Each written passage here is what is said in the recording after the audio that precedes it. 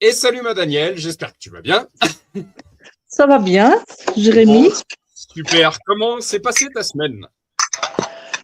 Tout doucement, on est resté à la maison. On a énormément de travaux à la maison parce qu'il Yes. faut ranger, nettoyer. Donc, on se limite à ça. Ça fait déjà beaucoup de boulot. Et sinon, hier, j'ai passé ma journée avec Katia Bossérian. C'est la nièce de mon premier mari. Dac. Et elle travaille là où j'ai travaillé comme éducatrice. Elle travaille au même endroit. Super. Elle est toujours. Est-ce que tu peux essayer juste de recadrer un petit peu ton téléphone? Je vois juste le haut de ta tête, ma Danielle. Ah, super. Super. Je le tiens Ah, à la main pour trouver une solution là. Hein. ouais, sur un verre ou sur. Alors là, je vois que ta bouche. Ouais, ouais, il faut que je trouve une solution. Là. Oups là, il est tombé. Ah là là là là, Là, là c'est top. l'installation. Là, ma Danielle, c'est top. Ouais, Ouais, là, c'est top. je le laisse comme ça alors. Ouais, laisse-le comme ça, c'est très bien. Ok, donc tu m'as dit cette amie, elle est toujours en activité ou? Oui, elle travaille. Elle a 4 enfants, dont un qui est handicapé. Ok, Donc, elle a beaucoup de boulot aussi par rapport à tout ça. Et puis, elle est veuve. Hein. d'accord, Elle était mariée à un légionnaire qui est décédé d'un cancer il n'y a pas trop longtemps. d'accord. Donc, elle se retrouve toute seule et elle était super heureuse de me voir parce qu'elle m'aime beaucoup et puis elle m'aime beaucoup et c'est réciproque. Moi aussi, je l'aime beaucoup. Super. Donc, Elle est, voilà. elle est éducatrice, c'est ça? Elle est pas tout à fait éducatrice. Elle est plutôt aide éducatrice. Comment on appelle ça? Aide médico-pédagogique. Voilà. Ok. Est-ce que tu lui as parlé de ton petit Jérémy qui a créé Réveil chrétien en Auvergne, qui a été arraché des bras de ses parents c'est un an? Est-ce que tu lui as parlé de ton petit Jérémy? Écoute, elle n'est pas chrétienne, alors j'y vais doucement hein, quand même. Hein.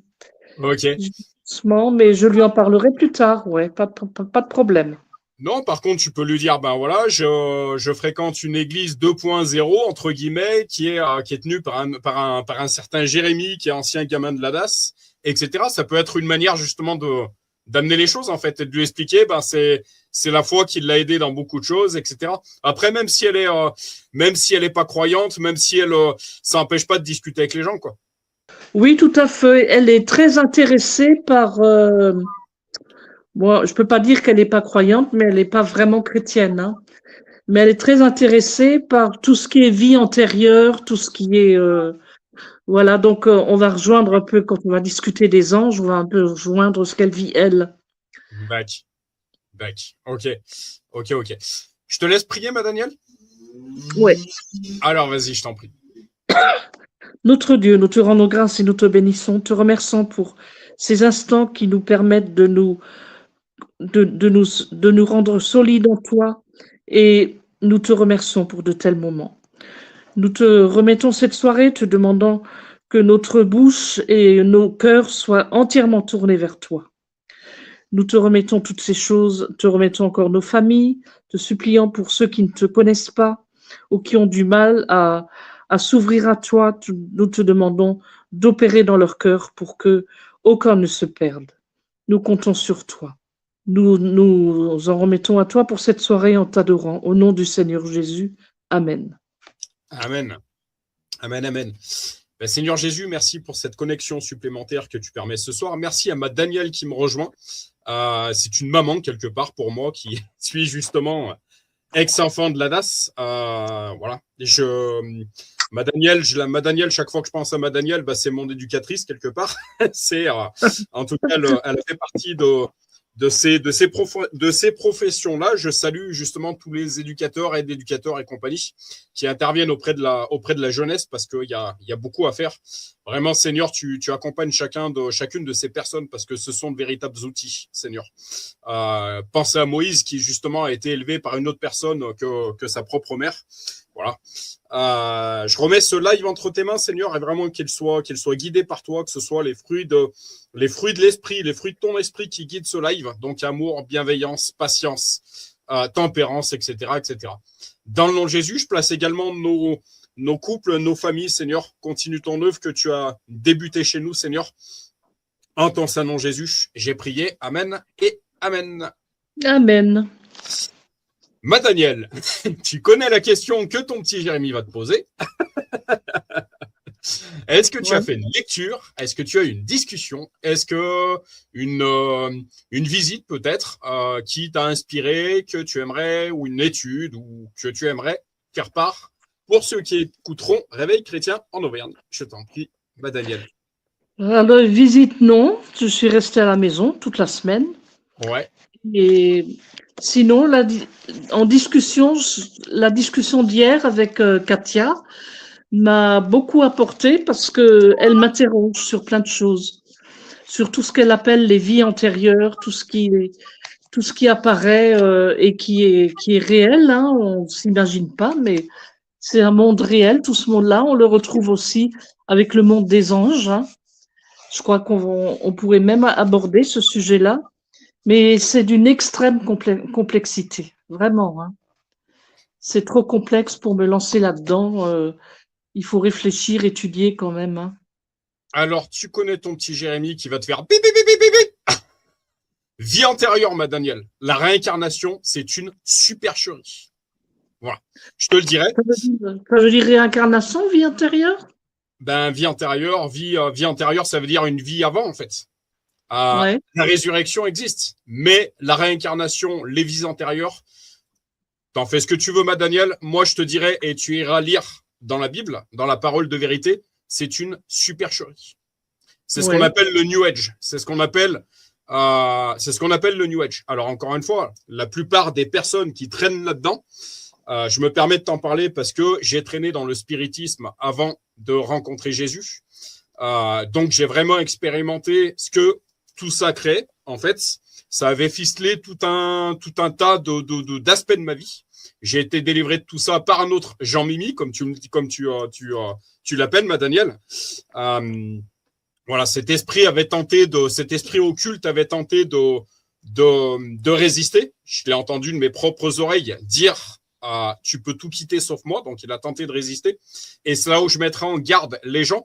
Mais également dans cette lecture donc sur les anges, cet enseignement qu'on aura sur les anges ce soir, il n'y a qu'une seule personne qu'on doit louer, c'est le Seigneur Jésus. Il y a un seul intermédiaire entre Dieu et les hommes et on n'a pas loué les anges en fait. C'est pour ça qu'on va mettre au clair certaines choses pour mettre en garde par rapport, parce que je sais que certains milieux ésotériques, New Age, utilisent les anges, parlent des anges, mais de manière complètement occulte. Donc, on va essayer de remettre, comme je le dirais de manière humoristique, on va essayer de remettre l'église au milieu du village, tout simplement. Voilà, faut faire attention avec tout ça. Mais encore une fois, la réincarnation, j'ai toujours mis pour point d'orgue sur Réveil chrétien en Auvergne de parler que de ce que j'ai personnellement expérimenté. Ce n'est pas un jugement, ce n'est pas une condamnation, parce que ce verset biblique également, Père, pardonne-leur, ils ne savent pas ce qu'ils font. Moi j'ai une sœur dans mon église, encore une fois, qui a été, je ne sais plus si c'est micro-kiné ou je sais, sophrologue. Je fais un gros clin d'œil à tous les sophrologues, je vous en veux absolument pas. Mais encore une fois, cette notion, il y a deux puissances. Il y a la puissance divine et puis il y a les puissances occultes. Nous n'avons pas lutté contre la chair et le sang, mais contre les esprits impurs dans les lieux célestes. Et certaines personnes ne sont pas suffisamment conscientes de qui elles font appel, de quoi elles font appel et quelle force elles utilisent. Et c'est là, encore une fois, où il est de ma responsabilité de mettre les gens en garde. Certaines médecines dites parallèles sont complètement occultes. Certaines pratiques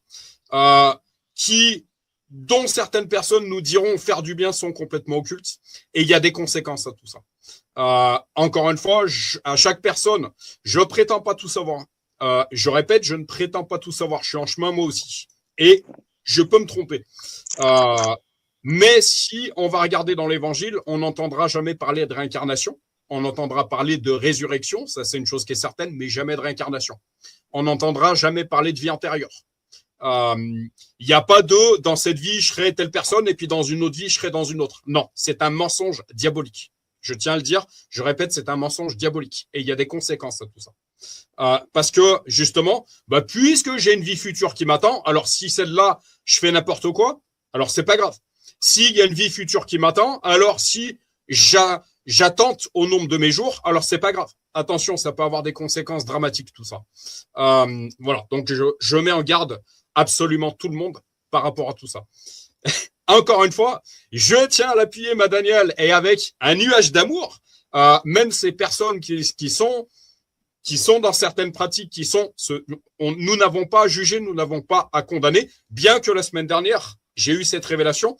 Il y a un temps pour toute chose, un temps pour se taire et un temps pour parler. Tu étais là, ma Danielle, tu te rappelles de ce que j'ai apporté la semaine dernière. Il y a un temps pour se taire, il y a un temps pour parler, il y a un jugement qui est divin. Nous, en tant que serviteurs de Dieu, qui pratiquons la parole, qui connaissons la parole, qui en tout cas travaillons pour connaître la parole de vérité, je suis le chemin, la vérité, la vie, nous avons la responsabilité de juger ce qui est de Dieu, ce qui ne l'est pas, et d'alerter les gens avec tout notre amour, bien entendu. C'est pas en balançant des cailloux, c'est pas en jugeant, c'est pas en condamnant notre prochain qu'on va gagner une âme, mais avec tout notre amour, de leur dire, tu sais, cette pratique, ça va pas t'emmener dans le bon. Maintenant, tu en fais ce que tu veux. Mais d'alerter les gens, c'est de notre responsabilité. Si, c'est bon, j'y arrive. Ok, ma chérie qui arrive.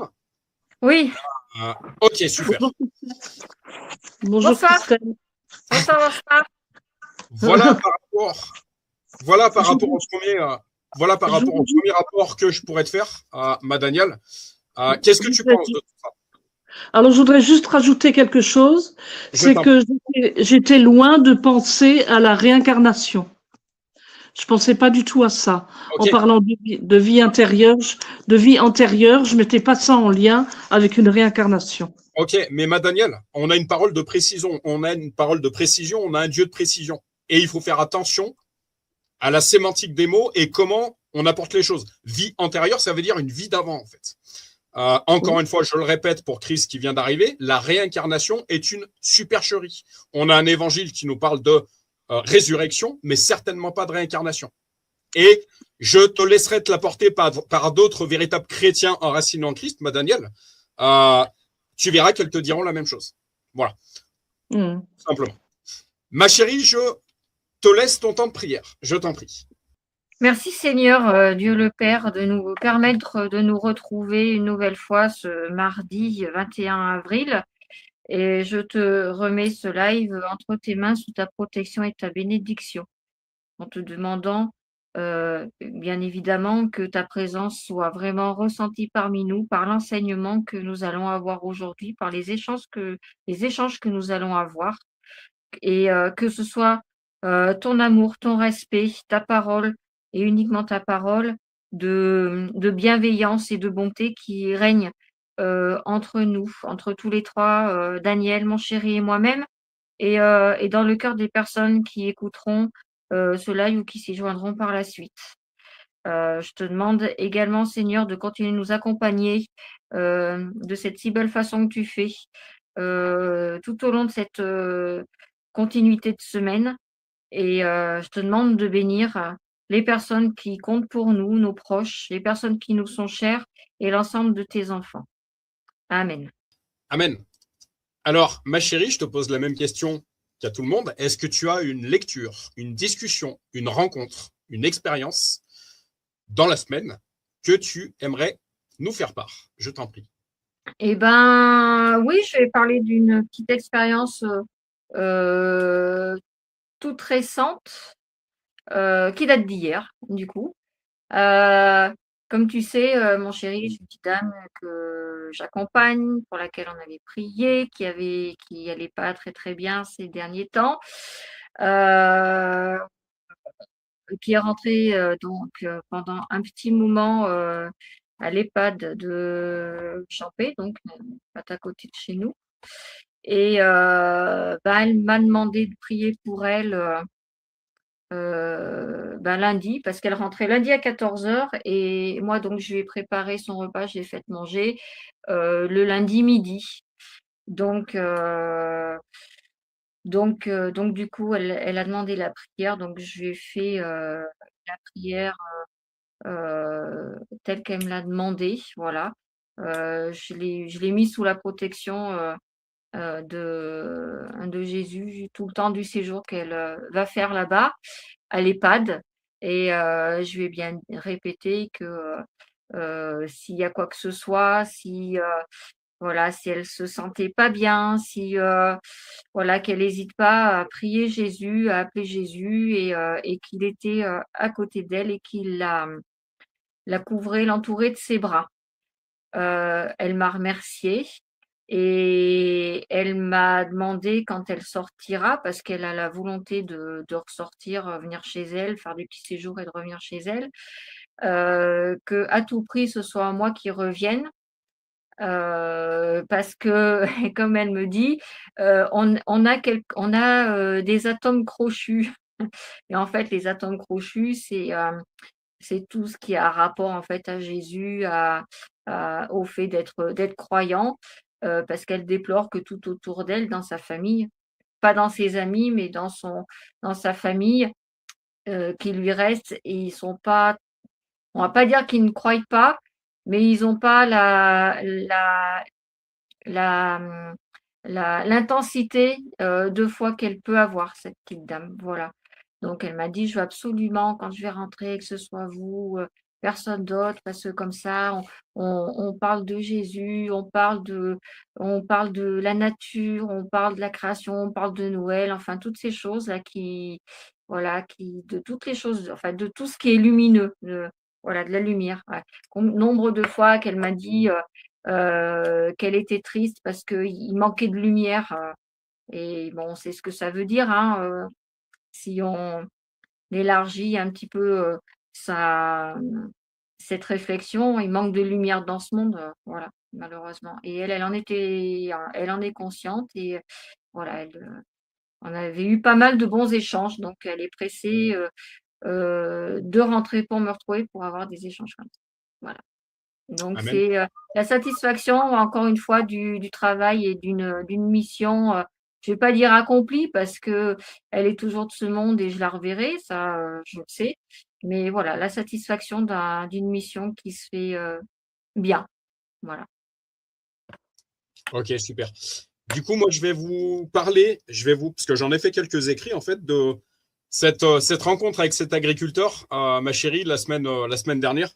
Euh, donc, c'était le 16 avril 2026. Donc, je vous lis les lignes que j'ai écrites. Il se passe effectivement quelque chose en France. Pierre, donc notre pasteur local, Pierre-Emmanuel Jean, qui me disait, mais il se passe quelque chose en France, en fait, parce on se rend vraiment compte que les gens sont à la quête de quelque chose, voilà, les gens se posent à nouveau des questions. Et je lui réponds, le réveil est bien là. Réveil chrétien en Auvergne étant situé à Champais, Dieu semble me confier plus particulièrement la population rurale du Sancy et des massifs auvergnats. Je suis également marié avec une Auvergnate. Comme j'aime le témoigner, je suis un Lyonnais qui est venu se marier avec une Auvergnate. Christelle, qui est du Mont-d'Or. J'avais eu un agriculteur, sa sœur est la belle-sœur donc d'une personne. Donc Dieu s'est connecté les personnes ensemble, c'est qu'en fait cet agriculteur on avait une connaissance commune en fait. Au téléphone il y a quelques jours, donc j'avais eu cet agriculteur au téléphone il y a quelques jours. Je vais le dire avec mes propres mots, je vais pas le dire. Et en fait, je cherche pour tous les agriculteurs auvergnats de la partie sud du département de Puy-de-Dôme. Je suis à la recherche d'heures supplémentaires, en plus de mes vacations de maître de cérémonie funéraire. Et je suis complètement tactique, en fait, parce que la population agricole, je crois que c'est pas la première fois que je vous en fais part. J'ai évolué, j'ai grandi dans le milieu agricole. Comme j'aime le dire, j'ai grandi au milieu des vaches. Région Auvergne, région AOP fromage d'Auvergne, Madaniel, Saint-Nectaire et compagnie. Je suis sûr que tu en as même du côté de l'Alsace. Je suis sûr que tu en trouves.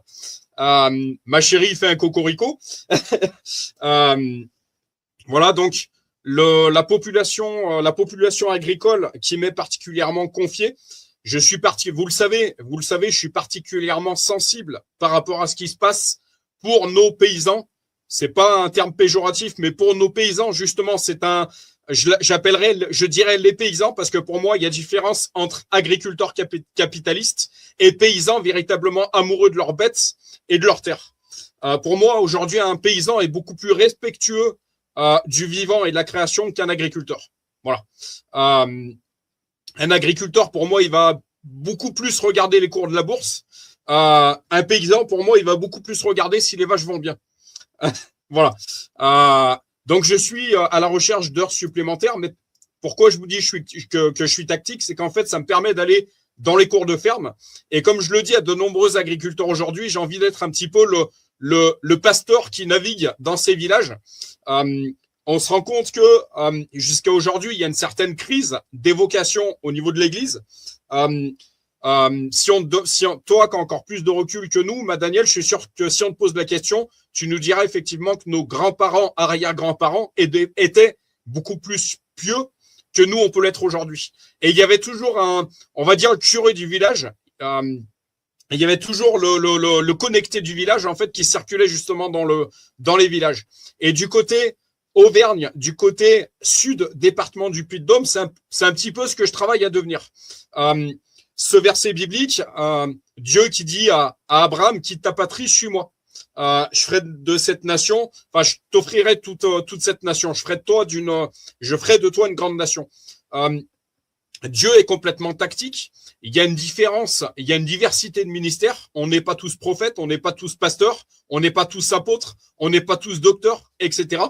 Mais Dieu est également tactique dans la zone géographique, là où il nous place en fait. C'est-à-dire que je suis peu qualifié pour toucher les gens de la ville, bien qu'une partie de ma jeunesse, je l'ai passé du côté de Villeurbanne, mais je vais beaucoup plus avoir l'atome crochu avec les paysans en fait, avec les agriculteurs, parce que c'est mon enfance. C'est les cours de ferme, les vaches, les poules, les cochons, ce que vous voulez, c'est mon enfance en fait. Et je suis particulièrement sensible aux agriculteurs. C'est pour ça que Dieu, avant même notre conception, ce verset biblique, avant même que tu sois dans le sein de ta mère, je t'avais établi prophète des nations. Je suis même sûr qu'avant même notre existence, Dieu savait déjà dans quelle zone géographique il allait nous placer. Un témoignage que j'aime bien faire, lyonnais, en tant que lyonnais, j'avais absolument rien qui me prédestinait à habiter aujourd'hui en Auvergne. Absolument rien. Et je le fais complètement, je mets complètement en corrélation ce verset biblique, encore une fois, Dieu qui dit à Abraham, quitte ta patrie, suis-moi. En fait, j'ai quitté Lyon, j'ai suivi quelque part Dieu, sans le savoir, qui a voulu me placer dans le centre, dans le Massif central, en fait, Massif central, centre de la France. Et je déclare dans le nom de Jésus que le réveil chrétien en Auvergne va s'étendre aux quatre coins de la France. On a un Dieu grand, il faut avoir de grands rêves. J'ai pas peur d'avoir de grands rêves. Mais pour revenir au témoignage, pour faire court, parce que ma chérie, tu as beaucoup de choses à apporter, moi aussi, sur les anges. Donc, la semaine dernière, je rencontre un agriculteur sur une montagne auvergnate. Le nom de la commune, je ne me rappelle plus. Je rencontre cet agriculteur et en fait, c'était un rendez-vous professionnel. Un rendez-vous professionnel qui s'est transformé en matinée de prière et de discussion spirituelle. Cet agriculteur me dit qu'il recherche quelqu'un pour 15 heures par semaine, pour aller jusqu'à cette exploitation agricole. L'esprit m'a montré, encore une fois, ce Saint-Esprit qui est un scanner, m'a montré que j'ai emprunté la départementale 633. 633. Dieu est énorme. C'est pour ça que, Daniel, je te dis qu'on a un Dieu de précision. C'est pour ça qu'il faut être précis, nous aussi. La départementale 633, donc il me dit que il a besoin de quelqu'un pour 15 heures par semaine, donc pour la traite des vaches et la fabrication fromagère. Donc on échange, machin, sur comment trouver des solutions, comment établir les choses. Je lui dis que moi, je suis maître de cérémonie 50 heures par mois pour une pompe funèbre, mais que c'est une mission qui m'est également très chère, puisque c'est suite à une épreuve que je suis aujourd'hui maître de cérémonie funéraire. Enfin, voilà, on discute. Et puis cet agriculteur, Daniel, je lui fais un clin d'œil, s'il tombe de manière miraculeuse sur cette vidéo par la suite, m'explique qu'il observe dans sa famille qu'il y a plusieurs personnes qui sont malades, et notamment sa fille qui a la sclérose en plaques. Il me fait part qu'il a fait appel, et c'est là où je veux mettre encore une fois les gens en garde, il a fait appel il y a quelques années à un ce qu'on appellerait, ce que je vais appeler un faux prophète, qui a prié pour lui. En fait, il y avait visiblement un conflit entre agriculteurs. Parfois, il y a des conflits de terrain, il y a parfois des conflits de troupeaux, etc. Enfin, voilà. Il y avait un conflit entre agriculteurs. Il a fait appel à ce faux prophète qui lui a réclamé 600 euros. Je répète, il lui a réclamé 600 euros. À la fin des temps, il y aura beaucoup de faux prophètes. Il faut faire attention. On a un verset biblique qui nous dit, vous avez reçu gratuitement, donnez gratuitement. Alors encore une fois, la personne qui veut, mon cœur me dicte de te donner cette somme parce que véritablement, j'ai expérimenté la guérison. Mais on n'a certainement pas imposé une somme ou quoi que ce soit. Certainement pas. Là, je mets en garde. Une personne qui vous imposerait une somme ou quoi que ce soit, fuyez. Une personne, par contre, qui vous dit, si ton cœur te met à cœur de m'aider, alors vas-y. Là, c'est beaucoup plus divin. Mais il n'y a pas un chiffre à établir, il n'y a pas quoi que ce soit. Ça, c'est clair. Donc, cet agriculteur qui me dit qu'il a fait appel à ce faux prophète, donc il lui a réclamé 600 euros suite à cette prière, et il a vu le troupeau voisin complètement décimé. Un petit clin d'œil par rapport à ce qui se passe au niveau de nos agriculteurs, les cheptels, on en a déjà parlé, cette fameuse maladie qui décime plutôt certaines pratiques de nos élites qui sont en train de décimer certains troupeaux. On peut parler Mercosur, on peut parler, etc. Je pense qu'il y a plutôt une volonté d'extinction de nos paysans français. Que Dieu fasse justice dans cette histoire, dans le nom de Jésus. Mais voilà ce qui s'est passé. Donc, suite à ça, il me dit, j'ai plusieurs personnes. Je constate que plusieurs personnes dans ma famille sont malades, et notamment ma fille qui a la sclérose en plaques. Dieu fait tellement bien les choses que j'étais en train de discuter avec ce couple. La fille qui arrive. Donc, la fille qui s'assoit à côté de nous, qui écoute ce qu'on est en train. Donc, on était dans des discussions spirituelles. La fille qui tend l'oreille, qui commence à écouter ce que je disais, etc., etc. Cet agriculteur me fait également part que sa femme serait touchée par le cancer. Prière pour cette femme, que Dieu puisse la guérir, puisse chasser toutes ces cellules cancéreuses. La fille qui s'assoit à côté de moi, la fille, l'esprit qui me guide à lui poser la question, quel âge tu as? Elle me répond qu'elle a 33 ans. 33. Encore une fois, c'était complètement guidé. L'esprit, donc, j'avais Daniel, cet agriculteur en face de moi, et l'esprit qui me pose les yeux sur une affiche qui était juste dans le dos de Daniel. Qu'est-ce que je vois? Une série de chiffres et les deux derniers chiffres, 37, 3, 7, etc. Etc. On échange. Daniel qui me fait part que sa femme serait dans certaines pratiques occultes. Écoute bien, ma Daniel. Tu sais pourquoi sa femme serait dans certaines pratiques? Parce qu'en fait, elle cherche des solutions de toutes parts pour être guérie, en fait. Et pour faire du bien, justement. Père, pardonne-leur, ils ne savent pas ce qu'ils font. C'est-à-dire que parfois, on est dans certaines circonstances, dans certaines situations de vie, et comme j'aime dire, la plupart des gens cherchent des solutions rapides.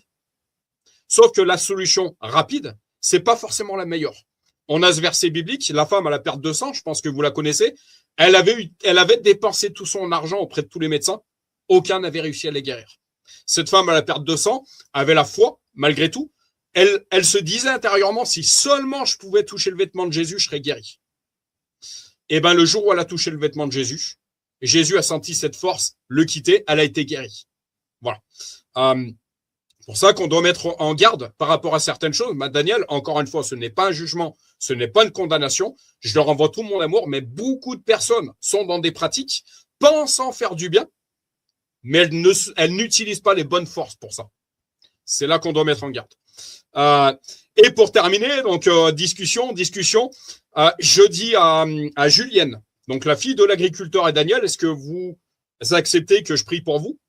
Bien sûr que oui, on veut que tu pries pour nous, machin, nanana. On va dans un coin de la maison, je leur donne la main à tous les deux. Et nous voilà partis dans la prière. Dans la prière, j'impose les mains sur Julienne. Je déclare dans le nom de Jésus que la sclérose en plaques quitte son corps. Je déclare à Daniel que tout esprit occulte, tout esprit impur quitte leur habitation, etc., etc., etc. Voilà. Donc, il y a un rendez-vous professionnel qui s'est transformé en matinée de prière et de délivrance à tel point qu'ils voulaient m'inviter. Ils voulaient que je reste à midi pour manger. Voilà. Je pense qu'ils avaient compris que le royaume de Dieu s'est approché d'eux, comme dit la parole, tout simplement. Voilà de mon côté. Ma chérie, je t'en prie pour ton enseignement. Vas-y. Oui, alors déjà, je vais vous poser une question à tous les deux, parce que j'ai trouvé un petit complément. Euh, donc, je vais parler des anges aujourd'hui, et plus particulièrement du rôle des anges, de la position du croyant par rapport à l'ange, aux anges, voilà, et, euh, et de la position, voilà, et de leur rôle donc, voilà, dans la Bible. Il y a, la Bible fait mention de la Genèse jusqu'à l'Apocalypse d'une centaine d'interventions des anges. Voilà, donc c'est une créature céleste qui a une place importante dans la Bible, d'autant plus qu'elle compose l'armée céleste de l'Éternel. Voilà. Mais avant, je voulais vous poser une petite question. C'est pour amener mon petit complément et après je parlerai donc du rôle des anges. Je voulais savoir dans votre représentation, comment voyez-vous un ange? Si vous aviez à représenter un ange en s'appuyant sur ce que dit la Bible, comment voyez-vous un ange? Comment vous le représenteriez? Vas-y, ma Daniel. Alors moi, je me le représenterais comme un esprit et qui peut avoir une forme corporelle pour m'aider à l'appréhender. Hein, et la forme corporelle, euh, c'est difficile à dire. Hein, c'est quelqu'un qui est, oh, je peux pas dire en chair et en os, quelqu'un qui a des ailes et qui se déplace et qui peut tourner autour de moi, venir me toucher aussi. Et, et, euh, et il est léger, cet ange, il est léger. Il est, euh, comment expliquer, un petit peu comme l'air, hein, voilà, il peut souffler, il peut, ouais, il peut souffler. Ah, c'est difficile, hein, parce que Alors, on peut pas le définir, hein. Très je me, difficile. Je, Alors, je me, je je me permets, m'accroche je m'accroche à des choses qu'on m'a racontées quand j'étais enfant. Ça revient là maintenant tout d'un coup, mais c'est pas juste, hein. C'est pas ce que la Bible dit. je Voilà. me, je me, je me permets, ma chérie, juste 2 secondes. Il y a une chose intéressante que tu as dite, par contre, ma Daniel. Il peut venir me toucher. Alors, il y a une Oui. notion qu'il faut avoir, justement, c'est qu'il y a les anges de Dieu, mais il y a les anges déchus également. Et je voudrais te faire un lien avec ce qu'on appelle les oppressions. Des oppressions, c'est quoi ça? Tu sais, le poids que tu ressens sur les épaules, une ambiance qui est pas céleste, qui est le contraire. Tu vois, il y a une ambiance orageuse, tu sens que ça va éclater, tu sens qu'il y a un poids sur tes épaules. Une Ah attaque oui, au milieu de la pensée. ouais, ouais. C'est ça qu'on appelle.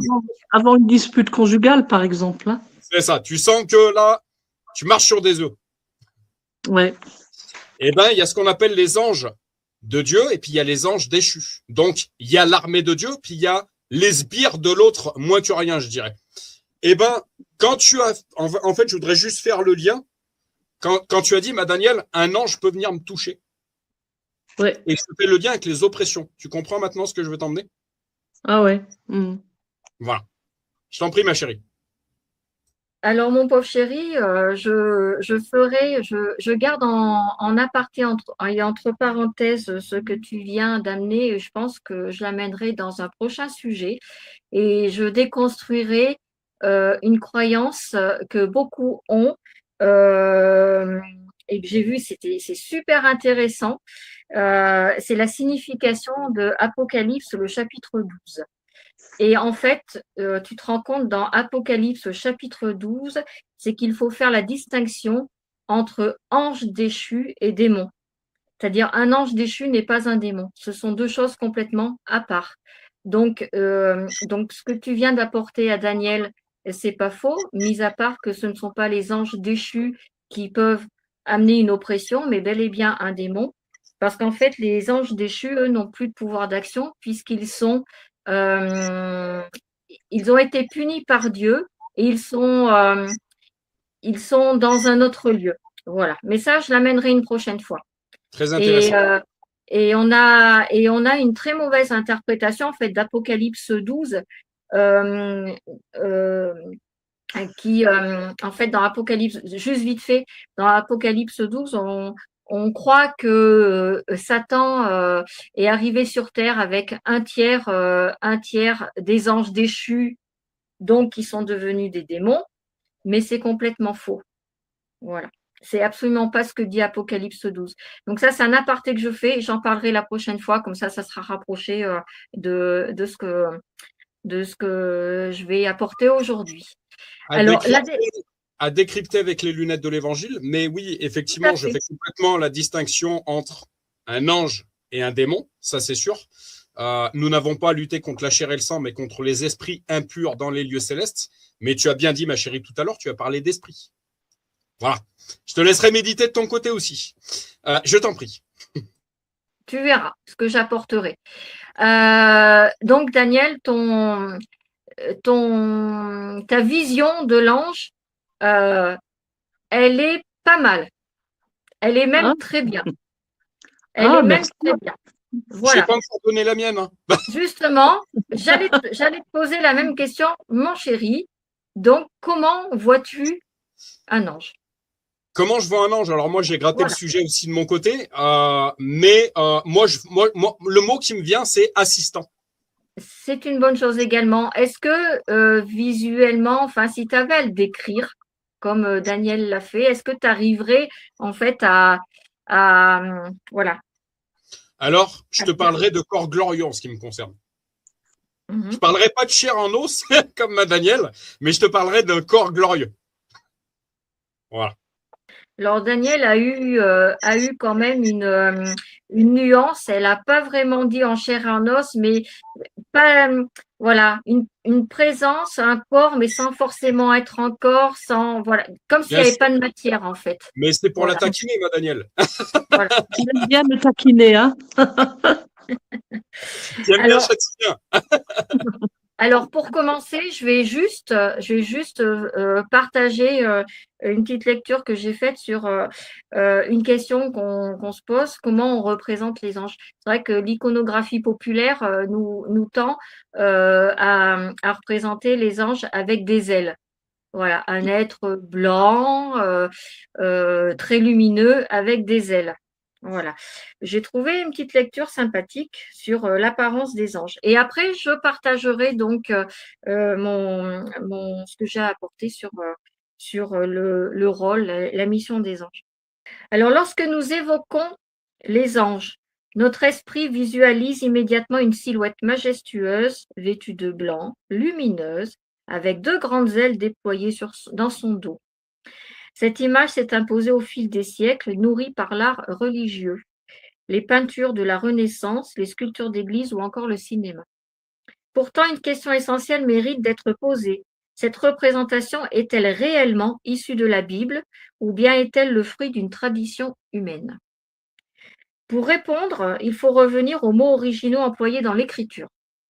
Dans l'Ancien Testament, le terme hébreu malak signifie messager. Et dans le Nouveau Testament, le grec angelos porte exactement le même sens, messager. Autrement dit, un ange n'est pas un type d'être céleste, mais c'est une fonction. Et cette fonction, c'est celle d'être envoyé avec une mission. Un ange est un messager tout simplement. C'est une fonction spirituelle, comme l'est celle d'un roi, d'un serviteur ou d'un prophète. C'est un rôle et non une description physique ou biologique. À l'inverse, la Bible mentionne d'autres créatures célestes que l'on confond souvent avec les anges, les chérubins, les séraphins. Ceux-ci sont clairement décrits comme ayant des ailes. Les premiers sont associés à la gloire et à la présence de Dieu, notamment autour de l'Arche de l'Alliance. Les seconds apparaissent dans une vision du prophète Ésaïe, entourant le trône divin, proclamant la sainteté de l'Éternel. Mais chose frappante, jamais l'Écriture ne les appelle les anges. Le mot malak n'est pas utilisé pour parler d'eux. Il s'agit bien d'êtres célestes, mais leur fonction est différente. Ils ne sont pas envoyés annoncer un message, mais servir dans l'adoration, la sainteté ou la protection du Dieu céleste.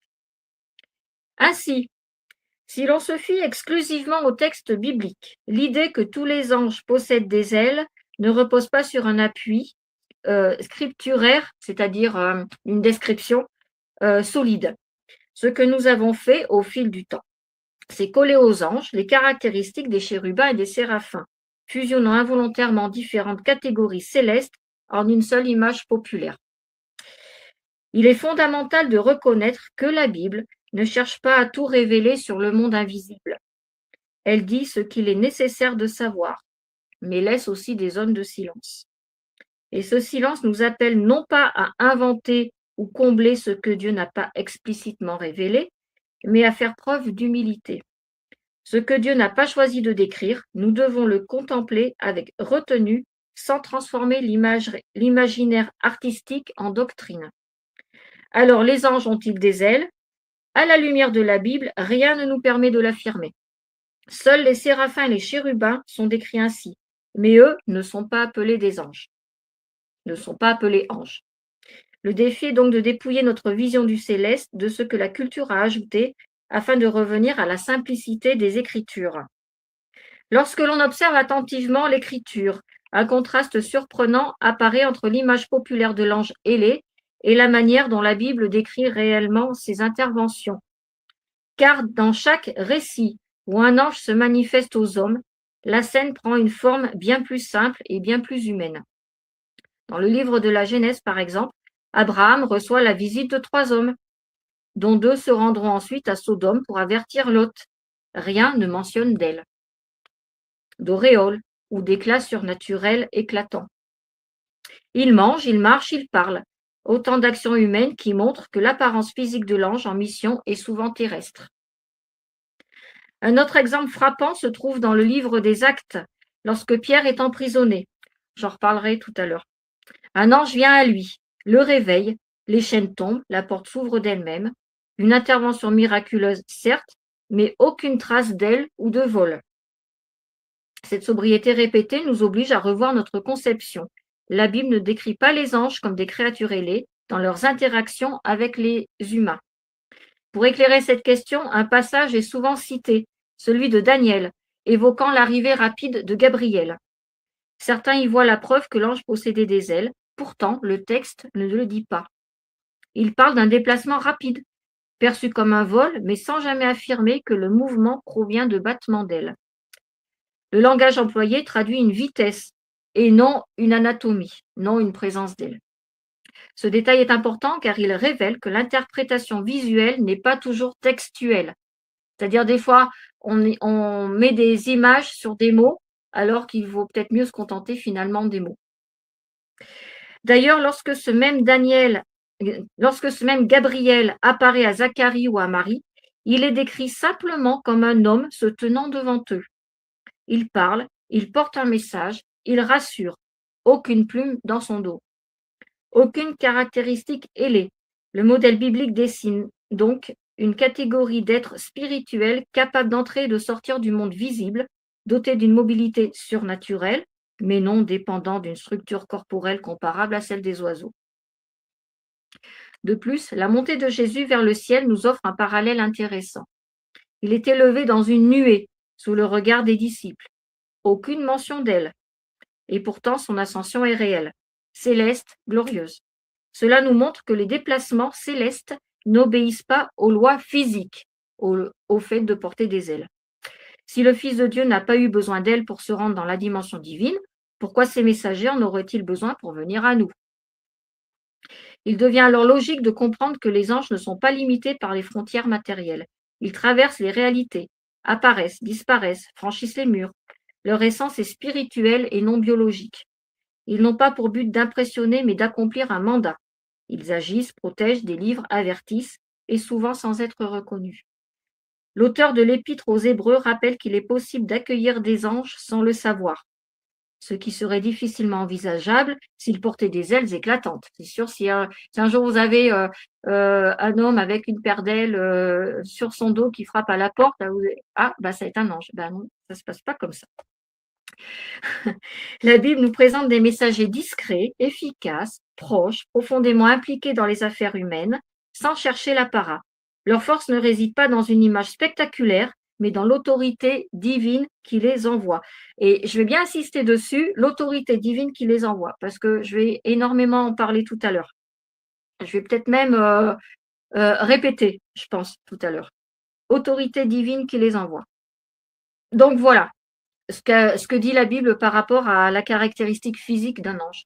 Donc, tous les deux, vous avez raison, sauf qu'on va enlever les ailes. Voilà, parce qu'en fait, à aucun moment, la Bible dit un ange a des ailes. Voilà, il y a plutôt cette impression de vitesse dans le déplacement. Tu es là, tu tournes la tête d'un coup, paf, hop, tu retournes la tête, l'ange est à côté de toi. Voilà, la soudaineté en fait de l'événement. Voilà, mais rien ne précise comment il se déplace. Voilà. Je mettrai en lien ce verset biblique, il n'y a pas de distance pour l'esprit. Tout à fait. Tout à fait, tout à fait. Alors, du coup, je vais donc parler du rôle de l'ange, de la position du croyant face aux anges et également face à Dieu, l'autorité divine. Donc, qu'est-ce qu'un ange? Alors, la définition dans la religion chrétienne, c'est un être spirituel intermédiaire entre Dieu et les croyants, messager des volontés divines. Donc, le mot ange vient du latin angelus, emprunté au grec agélos, qui signifie messager. Il y a une science qui étudie les anges qui s'appelle l'angéologie. Donc, elle étudie donc les anges, leur nom, leur place dans la hiérarchie céleste et leur rôle. Je n'en parlerai pas du tout. Donc, l'idée d'avoir un ange gardien est profondément ancrée dans notre culture. Beaucoup de personnes affirment des choses comme je crois à mon ange gardien, quelqu'un m'a protégé. Ces expériences parfois troublantes donnent l'impression qu'un être céleste veille sur nous en permanence. Mais que dit réellement la Bible à ce sujet? Le livre des Actes offre un épisode qui nous éclaire sur ce sujet. Donc l'histoire de Pierre quand il est enfermé. Pierre est en prison, il est menacé d'être exécuté et donc l'Église, les disciples prient intensément pour lui. Et c'est là qu'un ange du Seigneur apparaît en pleine nuit, comme ça. Il touche Pierre, il fait tomber les chaînes, les portes s'ouvrent et Pierre peut sortir. Pierre est persuadé qu'il rêve, mais il finit par comprendre que cette intervention est bien réelle. Lorsqu'il frappe à la porte où les disciples sont réunis, la servante reconnaît la voix de Pierre, mais personne ne la croit. On lui répond, c'est son ange. Acte 12, verset 15. Cette réaction montre qu'au 1er siècle, les croyants pensaient qu'une personne pouvait avoir un ange attaché à elle. Mais l'auteur biblique ne dit pas que cette croyance est juste. Il rapporte simplement une réaction des disciples. D'ailleurs, il est écrit nulle part dans la Bible que chacun d'entre nous possède un ange personnel. Cet épisode, en fait, révèle comment Dieu agit. Il envoie ses anges lorsqu'une mission doit être accomplie. Ils n'agissent jamais de façon indépendante. Ils répondent à une directive du Seigneur. Ici, dans le cas de Pierre, l'ange devait libérer Pierre, puis il disparaît, car mission accomplie. Il y a donc une nuance à faire. L'intervention de cet ange ne prouve pas une présence permanente, mais c'est un envoi divin ponctuel. Il arrive, il libère Pierre et il s'en va dès que Pierre est libre. La Bible présente les anges comme étant des serviteurs célestes mandatés à des moments clés, comme des exécuteurs d'ordre. Ils ouvrent les portes et ils interviennent dans des situations humaines cruciales. Ils ne sont absolument pas décrits comme des compagnons spirituels qui restent partout et tout le temps auprès de nous. Quand une personne affirme ressentir une protection particulière, ce n'est pas l'œuvre d'un ange personnel qui la suit depuis sa naissance, mais c'est simplement l'intervention d'un ange envoyé par Dieu à un moment précis. Comprendre cette distinction évite de nombreuses confusions. Et oui, parce que c'est Dieu qui protège et parce que les anges agissent en notre faveur. Mais ils sont envoyés selon la sagesse et le calendrier de Dieu. Ils n'ont donc pas cette notion de gardien permanent.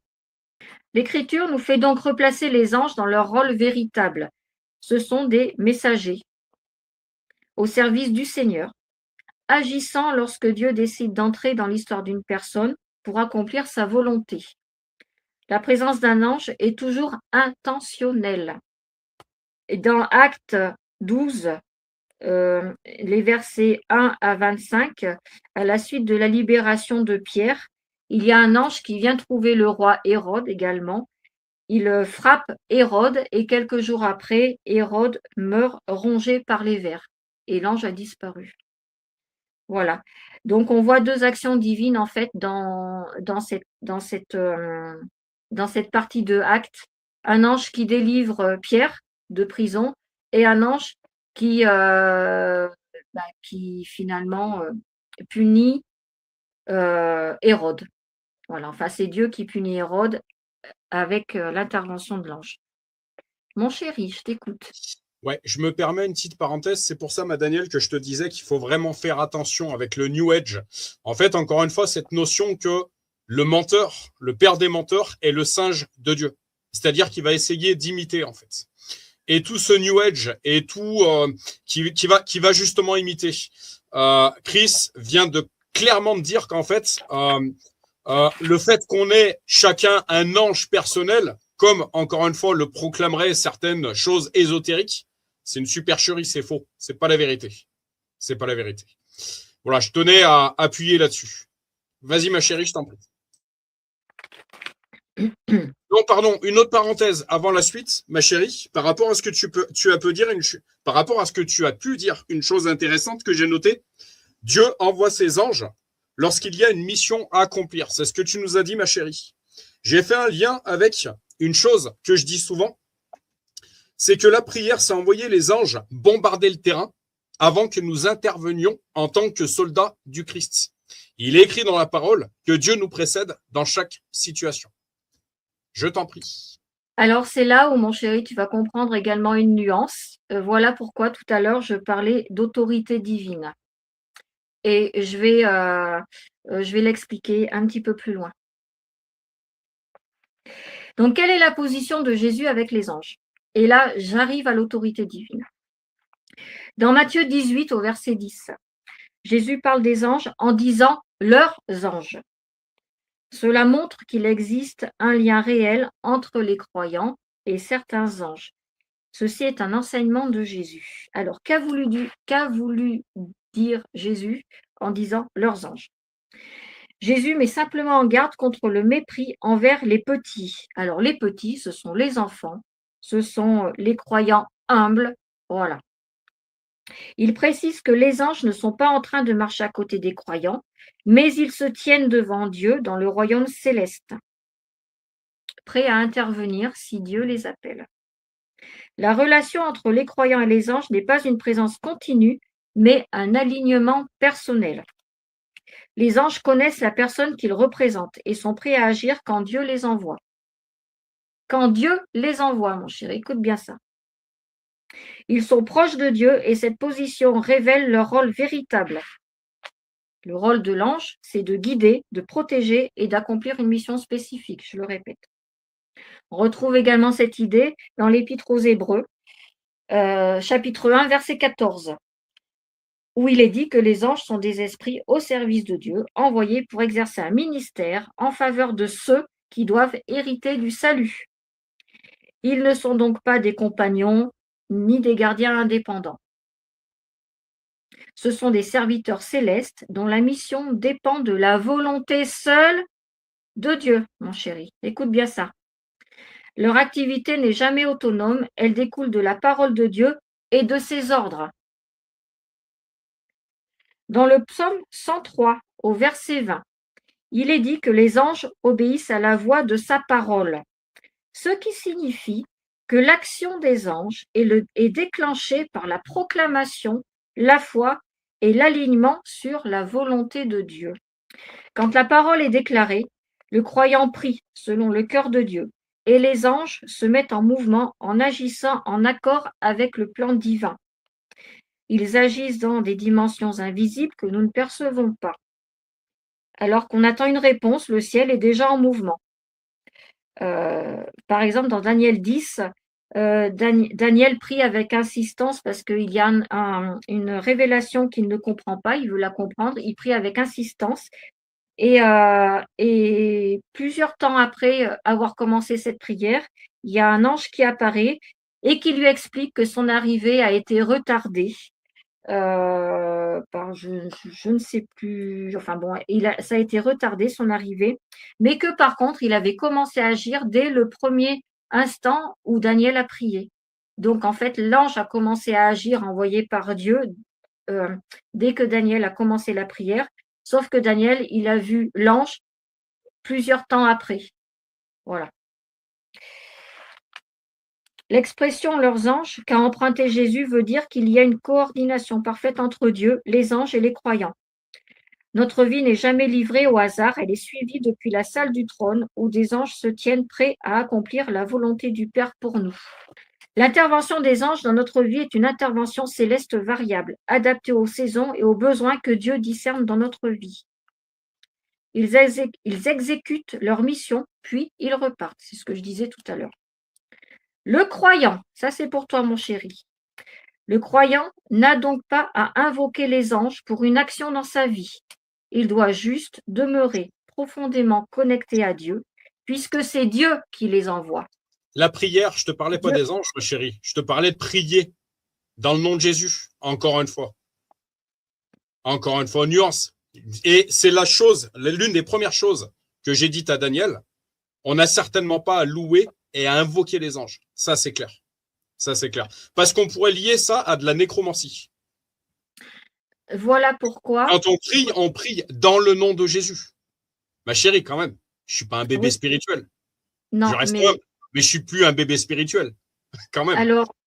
Alors, simplement, mon chéri, ce que tu viens de dire, prier, c'est envoyer les anges bombarder le terrain. Non. Prier, c'est demander à Dieu. Et Dieu, après, c'est lui qui décide d'envoyer les anges bombarder le terrain. Voilà la nuance. Bien sûr. Donc, soyons jamais dit le contraire. Oui, mais écoute bien les paroles que tu as dit. Prier, c'est envoyer les anges bombarder le terrain. Ça veut dire en fait, toi, par l'action de la prière que tu fais, tu envoies les anges. Non. Non. Toi, tu pries, mais après, c'est Dieu qui décide de les envoyer. C'est pas ce que je voulais dire, mais merci pour ta précision. C'est pour ça qu'il faut être précis, parce qu'il y a une interprétation qui peut être faussée là. Donc, le croyant n'a donc pas à invoquer les anges pour une action dans sa vie, il doit juste demeurer profondément connecté à Dieu, puisque c'est Dieu qui les envoie. Dieu sait quand exactement les envoyer. Et le ciel ne nous laisse ainsi jamais sans secours. Genèse 19, versets 1 à 15. Il y a des anges qui sauvent la famille de Lot. Certains croyants pensent que prononcer un verset biblique équivaut à exercer l'autorité de Dieu. Eh bien non. Les anges n'obéissent pas parce qu'un texte sacré est prononcé, ils obéissent parce que c'est Dieu qui ordonne. Les anges constituent l'armée de l'Éternel. Et qui est l'Éternel des armées? Est-ce que c'est le croyant? Est-ce que c'est l'homme? Non, c'est Dieu. Donc, tenter de diriger les soldats du roi revient à usurper la place du roi. L'homme n'a pas à se placer au centre de l'action spirituelle. Dieu est l'unique source d'autorité. Voilà, je parlais d'autorité divine tout à l'heure. Seul Dieu ordonne. Amen. Attention à ne pas devenir trop présomptueux et vouloir prendre la place de Dieu. Ce n'est pas notre place du tout. Voilà, l'autorité divine, l'autorité, c'est Dieu. Je suis complètement d'accord. Les anges ne sont pas les instruments des chrétiens. Ils agissent pour notre bien de tous. Voilà. Mais ce sont les instruments de Dieu. parce qu'ils servent Dieu avant tout. Il y a une hiérarchie à respecter, une limite spirituelle à ne pas franchir. Même Jésus, qui pourtant est le Fils incarné du Père, a respecté cette hiérarchie. Ceci nous est expliqué dans Matthieu 26, verset 53. Quand Jésus a été arrêté, il rappelle qu'il pourrait demander au Père d'envoyer ses anges pour le secourir. Demander au Père d'envoyer ses anges pour le secourir. Il ne dit pas « je vais appeler les anges pour me secourir ». Il dit bien « demander au Père ». Amen. Jésus ne s'adresse jamais directement aux anges, mais il s'adresse au Père. Voilà. Donc, c'est le Père qui envoie les anges. Ce n'est pas à nous de dire tiens, l'ange bombarde le terrain et puis après, on agit. Je me permets quand même, je relis ce que j'avais marqué. Oui. Dieu envoie ses anges. Dieu envoie ses anges lorsqu'il y a une mission à accomplir. Ça, c'est ce que tu disais. Je suis complètement d'accord. Je répète, la prière, c'est… Alors, merci pour cette précision. La prière, c'est permettre à Dieu d'envoyer ses anges. Je suis complètement d'accord. Et c'est pour ça, ma Daniel, attention à toutes ces fausses philosophies. Je suis d'accord. Alors, Jésus reconnaît ainsi que l'initiative du déploiement des anges revient à seul Dieu le Père, puisque pourtant, Jésus, Fils incarné de Dieu, il n'a pas autorité sur les anges. Voilà, l'autorité divine, c'est Dieu. Et pourtant, on sait qui est Jésus. Voilà. La force spirituelle se manifeste donc dans l'humilité, l'obéissance et la dépendance à Dieu. Le croyant n'a pas à gérer le ciel. Il est appelé tout simplement à faire confiance au Père. Il n'a pas à chercher à avoir une puissance personnelle ou un contrôle en voulant prendre l'autorité de Dieu sur les anges. Amen. Je fais une petite parenthèse, on peut parler d'astrologie par rapport à ce que tu viens de dire, ma chérie. Supercherie, encore une fois. Le croyant demande donc au Père et marche dans la crainte de Dieu. Voilà.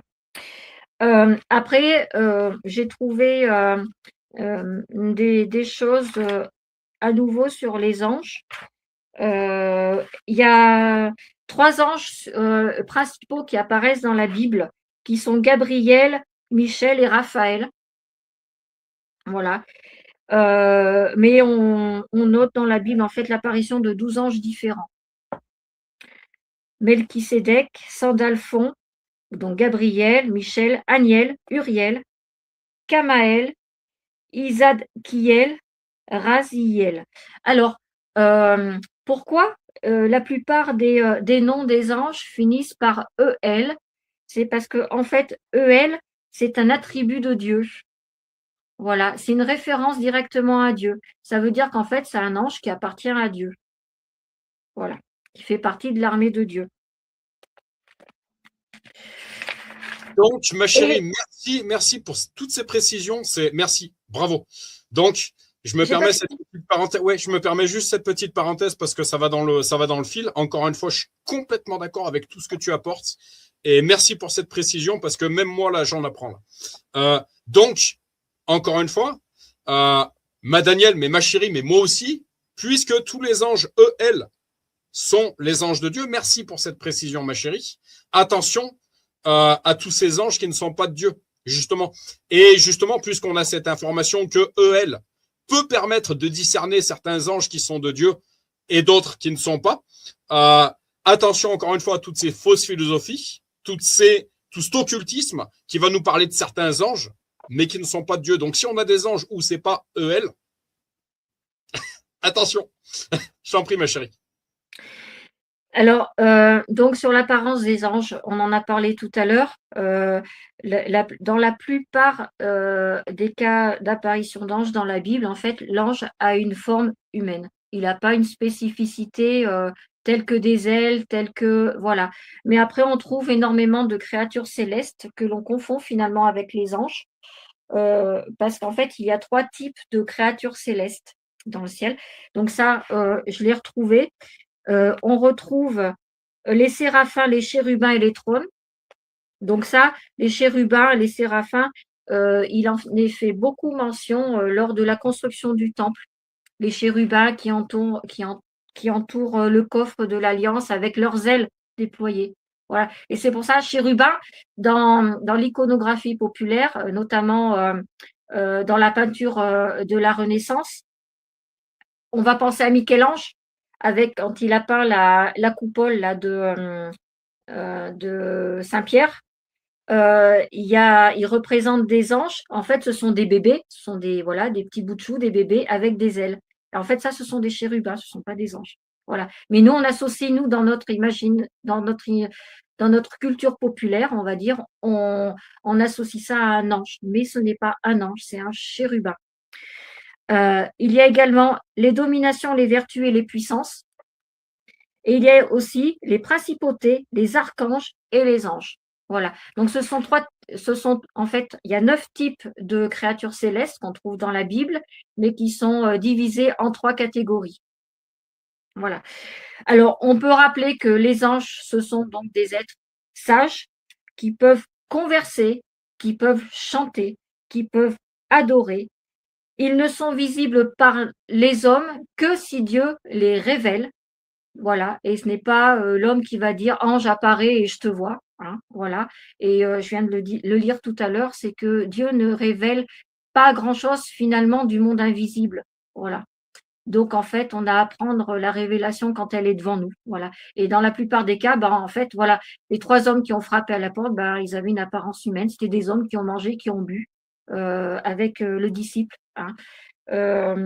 Les anges qui sont apparus devant le tombeau vide aussi. Hein, c'était 2 hommes aussi que Marie a vus, dont un qui a parlé, donc qui s'est tenu tout à fait, je dirais, comme une personne lambda, en fait, puisqu'il a conversé avec Marie, même Marie croyait au début que c'était Jésus. Voilà. Donc, ils peuvent prendre une forme corporelle. La Bible, ça je l'avais dit tout à l'heure, la Bible relate plus de 100 apparitions d'anges depuis la Genèse jusqu'à l'Apocalypse. Voilà. Et je ferai une prochaine fois un petit enseignement sur ce que dit Apocalypse 12, sur la signification donc de ce passage. En fait, c'est la naissance du Messie. Voilà, ce n'est pas la chute de Satan avec un tiers des anges. Et voilà, et donc faire la distinction entre anges déchus et démons, ce n'est pas du tout la même chose. Voilà pour ce que j'avais à emmener aujourd'hui. Ok, bravo, bravo, bravo. Christelle. Qu'est-ce que tu penses de tout ce que tu as entendu, Daniel? Comment? Qu'est-ce que tu penses de tout ce que tu as entendu? C'est très complet tout ce qu'elle a dit. Hein. Et il y a des choses qu'il faudra approfondir par la suite. Encore une fois, ne pas hésiter, Daniel, à réécouter avec du recul les lives qui sont faits. Oui. Voilà. Je vais vous apporter, ma chérie, est-ce que tu permets que j'apporte un complément d'information à ce que tu viens d'apporter? Oui, oui. Ok. Alors, je vais faire rapidement. Il nous reste encore un peu de temps parce que ça vient vraiment compléter ce que tu as dit. Par rapport aux 2 tiers, 1 tiers, ma chérie, j'aimerais l'esprit m'a fait bip. Large est le chemin qui mène à la perdition. Nombreux sont ceux qui le prennent. Étroit est le chemin qui mène à la vie. Peu sont ceux qui le prennent. Etc. Ça m'a montré ce verset. Bon, bref. Je prends donc les recherches que j'ai fait de mon côté qui vont venir compléter tout ça. Je suis parti d'une vidéo en fait que j'ai trouvée sur YouTube. La seule vidéo sur les anges que vous devez regarder, c'est la chaîne YouTube Illustrant la Bible. Alors, à prendre avec discernement. Mais de mon côté, j'ai trouvé sur cette chaîne plusieurs vidéos qui m'ont vraiment parlé en fait. Je mettrai le lien en dessous de la vidéo. Les saints anges et les anges déchus, ce que la Bible révèle. Aujourd'hui, vous allez découvrir l'histoire des saints anges et des anges déchus d'une manière que vous n'avez peut-être jamais vue. Tout ce qui sera enseigné ici et dans la Bible. Vous apprendrez qui ils sont, quelle est leur nature, à quoi ils ressemblent, quels sont leurs offices, et quelle est la différence entre les saints anges et les anges déchus. Vous saurez quel est le lieu de demeure de ces êtres. Vous découvrirez également comment Satan dirige ses anges et comment il blasphème contre la nature de Dieu, ce qui a un impact sur la vie des hommes. À la fin de cette étude, vous serez étonné de tout ce que vous apprendrez. Petit 1, qui sont les anges? Les anges sont des entités spirituelles créées par Dieu pour le servir, lui. Bien qu'il, ça, complètement d'accord avec ce que tu disais tout à l'heure, ma chérie. C'est Dieu qui ordonne aux anges, c'est pas l'homme. Bien qu'ils occupent une position plus élevée que les êtres humains, certains appelés bons anges sont restés obéissants à Dieu et accomplissent sa volonté, la volonté de Dieu. Cependant, d'autres appelés anges déchus ont désobéi, ont abandonné leur position sacrée et s'opposent activement à l'œuvre et au plan de Dieu. Le terme principal dans la Bible pour désigner ces êtres est ange. 3 autres termes se réfèrent clairement aux anges: les séraphins, les chérubins et les esprits tutélaires, qui sont plus une description qu'un nom. Le mot hébreu pour ange est malak et le terme grec est angelos. Donc je vais répéter certaines choses que tu as pu dire, ma chérie, mais ça permettra à ceux qui entendront la vidéo par la suite de vraiment assimiler tout ça. Tous deux signifient messager, décrivant quelqu'un qui accomplit le but et la volonté de celui qu'il sert, c'est-à-dire Dieu. Les saints anges sont les messagers de Dieu, le servant et exécutant ses commandements. Tandis que les anges déchus servent Satan, le Dieu de ce monde.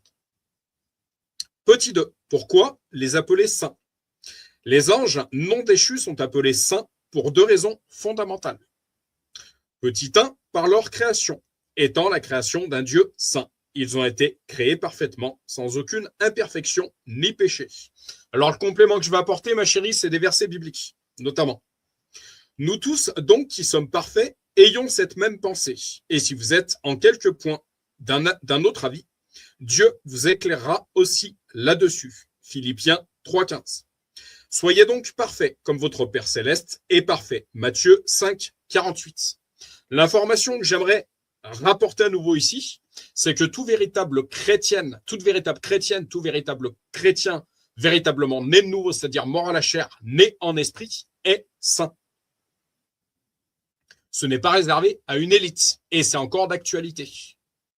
2, par leur destination, ils ont été réservés par Dieu et pour Dieu, agissant comme ses serviteurs dans la promotion de sa sainteté. Avant que je t'eusse formé dans le ventre de ta mère, je te connaissais, et avant que tu fusses sorti de son sein, je t'avais consacré.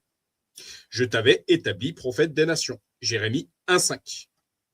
3. L'hôte des anges et les fils, entre parenthèses, filles de Dieu. Le terme hôte, dérivé de l'hébreu tsaba, qui signifie armée, haute armée, est une expression militaire évoquant l'idée de guerre. Les anges sont décrits comme l'hôte céleste, ce qui met une évidence de conception. Ils sont les armées de Dieu, servant dans le combat spirituel.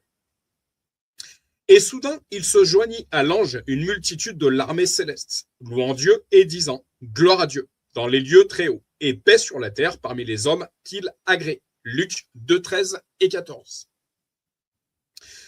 Par la même occasion, nous prenons connaissance ici que lorsque nous marchons avec Dieu, être en paix dans ce monde chaotique est une confirmation de son onction sur nous. Encore une fois, on parle de combat. On parle on parle pas de promenade chrétienne, on parle de combat. La marche chrétienne est un combat. Un chrétien, une chrétienne qui n'est pas de temps en temps persécuté, est-ce que je plais encore à ce monde pour qu'il soit trop gentil avec moi? Je vous laisse la paix, je vous donne ma paix. Je ne vous donne pas comme le monde donne, que votre cœur ne se trouble point et ne s'alarme point. Jean 14, 27.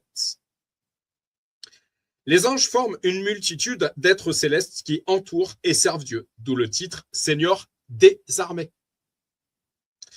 Dans leur état de sainteté, les anges non déchus sont appelés fils, filles de Dieu, dans le sens où ils ont été amenés à l'existence par la création. Bien qu'ils n'aient pas été créés à l'image de Dieu, ils possèdent une personnalité semblable à la sienne. Ce terme apparaît aussi dans la Genèse, où les fils de Dieu choisissaient des femmes parmi les fils des hommes. Certains interprètent qu'il s'agit des descendants pieux de Seth. D'autres, en accord avec le livre de Job, y voient une référence aux anges déchus qui ont eu des relations avec les femmes, produisant une progéniture extrêmement méchante. ce qui a culminé dans la dépravation à l'époque de Noé. 4. L'ange du Seigneur, une théophanie. Donc, qu'est-ce qu'une théophanie? C'est une manifestation, une révélation de Dieu. Une difficulté se pose concernant l'identité de l'ange du Seigneur. Dans l'Ancien Testament, une analyse attentive suggère qu'il ne s'agit pas d'un ange ordinaire, mais plutôt d'une théophanie, ou plus précisément d'une christophanie. Qu'est-ce qu'une christophanie? C'est une manifestation de Yahvé lui-même, donc de Dieu lui-même. Cette hypothèse est renforcée par le fait que les références claires à l'ange du Seigneur cessent après l'incarnation du Christ. Donc, Daniel, encore une fois, la réincarnation n'existe pas. Il y a incarnation, résurrection. Les anges sont des êtres créés, distincts des esprits des humains décédés. Nous comprenons donc ici pourquoi la Bible nous met en garde en ce qui concerne l'invocation des morts, dans le cadre de ces pratiques occultes qui peuvent avoir de graves conséquences. Ce n'est pas notre chair disparue qui répond, mais Satan, prince des menteurs. Satan lui-même se déguise en ange de lumière. 2 Corinthiens 11, 14. Nous prenons également conscience de l'hérésie qui est celle de l'invocation des saints, notamment dans le milieu catholique. Je ne les condamne pas. Des saints ou de la Vierge Marie, ce qu'on appelle le culte marial. Ce sont des hérésies. De mon côté, je prendrai position et vous dirai que je vous dirai que c'est des hérésies. L'invocation des saints et de la Vierge Marie. Pratiquée plus particulièrement dans le catholicisme. Une personne de notre famille, ma chérie, que tu connais très bien, me disait, c'est ce saint qui me protège. Non, c'est une hérésie. C'est complètement occulte. Que le Seigneur Jésus l'en délivre, dans le nom de Jésus. Car il y a un seul Dieu et aussi un seul médiateur entre Dieu et les hommes, Jésus-Christ. 1 Timothée 2,5. Le psaume 148 appelle les anges à louer Dieu en tant que création. Louez-le, cieux des cieux, et vous, ô qui êtes au-dessus des cieux, qui louent le nom de l'Éternel, car il a commandé et ils ont été créés. Psaume 148, 4 et 5. Bien que l'époque précise de leur création ne soit pas donnée, le livre de Job indique qu'ils étaient présents lorsque la terre a été façonnée. Le Christ, en tant que créateur de toutes choses, est aussi le créateur des anges. Je répète cette phrase tellement importante. Le Christ, en tant que créateur de toutes choses, est aussi le créateur des anges. Alors, ça vient un petit peu percuter certaines choses que tu as apportées, ma chérie. Encore une fois, pas de guerre de théologie. Voilà. À chacun à l'aide de l'évangile, de décrypter. Contrairement aux humains et aux animaux, la critique est constructive à partir du moment qu'elle est faite dans le respect et dans l'amour. Voilà. Contrairement aux humains et aux animaux, les anges ont été créés simultanément comme une multitude innombrable, une myriade. Ils ne sont pas sujets à la mort, ne se reproduisent pas et ne se marient pas. Car à la résurrection, les hommes ne prendront point de femmes, ni les femmes de mari, mais ils seront comme les anges de Dieu dans le ciel. Matthieu 22, 30. Les anges forment des hôtes qui offrent l'hospitalité innombrable créée avant la formation de la terre. 6. La demeure des anges de Dieu est celle des anges déchus. Les anges ont des demeures ou des centres fixes pour leur activité, mais ils ont accès à l'univers entier, servant à la fois dans le ciel et sur la terre. Puis je vis descendre du ciel un ange qui avait la clé de l'abîme et une grande chaîne dans sa main. Il saisit le dragon, le serpent ancien, qui est le diable et Satan. Il le lia pour 1000 ans. Il le jeta dans l'abîme, ferma et scella l'entrée au-dessus de lui, afin qu'il ne séduisît plus les nations, jusqu'à ce que les 1000 ans fussent accomplis. Apocalypse 20, 1 à 3. Les Écritures distinguent deux groupes d'anges déchus. Ceux qui ont une certaine liberté pour exécuter les plans de Satan. Ceux qui sont emprisonnés dans l'abîme ou le Tartare, lieu de punition, soit temporairement, soit en permanence, en attendant le jugement final. Car si Dieu n'a pas épargné les anges qui ont péché, mais s'il les a précipités dans les abîmes de ténèbres et les réserve pour le jugement, s'il n'a pas épargné l'ancien monde, mais s'il a sauvé Noé, lui, huitième, ce prédicateur de la justice, lorsqu'il fit venir le déluge sur un monde d'impies, s'il a condamné à la destruction et réduit en cendres les villes de Sodome et de Gomorrhe, les donnant comme exemple aux impies à venir, et s'il a délivré le juste, juste qui veut dire également justifié, Lot, profondément attristé de la conduite de ces hommes sans frein dans leur dissolution, car ce juste qui habitait au milieu d'eux tourmentait journellement son âme juste à cause de ce qu'il voyait et entendait de leurs œuvres criminelles. Le Seigneur sait délivrer de l'épreuve les hommes pieux et réserver les injustes, donc injustifiés. C'est grave. Le fait de ne pas marcher avec Dieu, c'est une condition d'injustifié. Pour être punis au jour du jugement, ceux surtout qui vont après la chair dans un désir d'impureté, qui méprisent l'autorité, audacieux et arrogants. Ils ne craignent pas d'injurier les gloires, tandis que les anges supérieurs en force et en puissance ne portent pas contre elles le jugement injurieux devant le Seigneur. Ne jugez pas vous-même. Dieu seul juge. Mais eux, semblables à des brutes qui s'abandonnent à leur penchant naturel et qui sont nés pour être prises et détruites, ils parlent d'une manière injurieuse de ce qu'ils ignorent. Et ils périront par leur propre corruption, recevant ainsi le salaire de leurs iniquités. Ils trouvent leur délice à se livrer au plaisir en plein jour, hommes tarés et souillés. Ils se délectent dans leur tromperie en faisant bonne chère avec vous. 2 Pierre 2, 4 à 13. Jude mentionne les anges qui n'ont pas gardé leur principauté, leur sphère d'autorité. Ce qu'on appelle prendre autorité chez les chrétiens. Je répète, Jude mentionne les anges qui n'ont pas gardé leur principauté, leur sphère d'autorité, et ont quitté leur propre demeure. Il s'agirait probablement des anges descendus sur terre pour avoir des relations avec les femmes.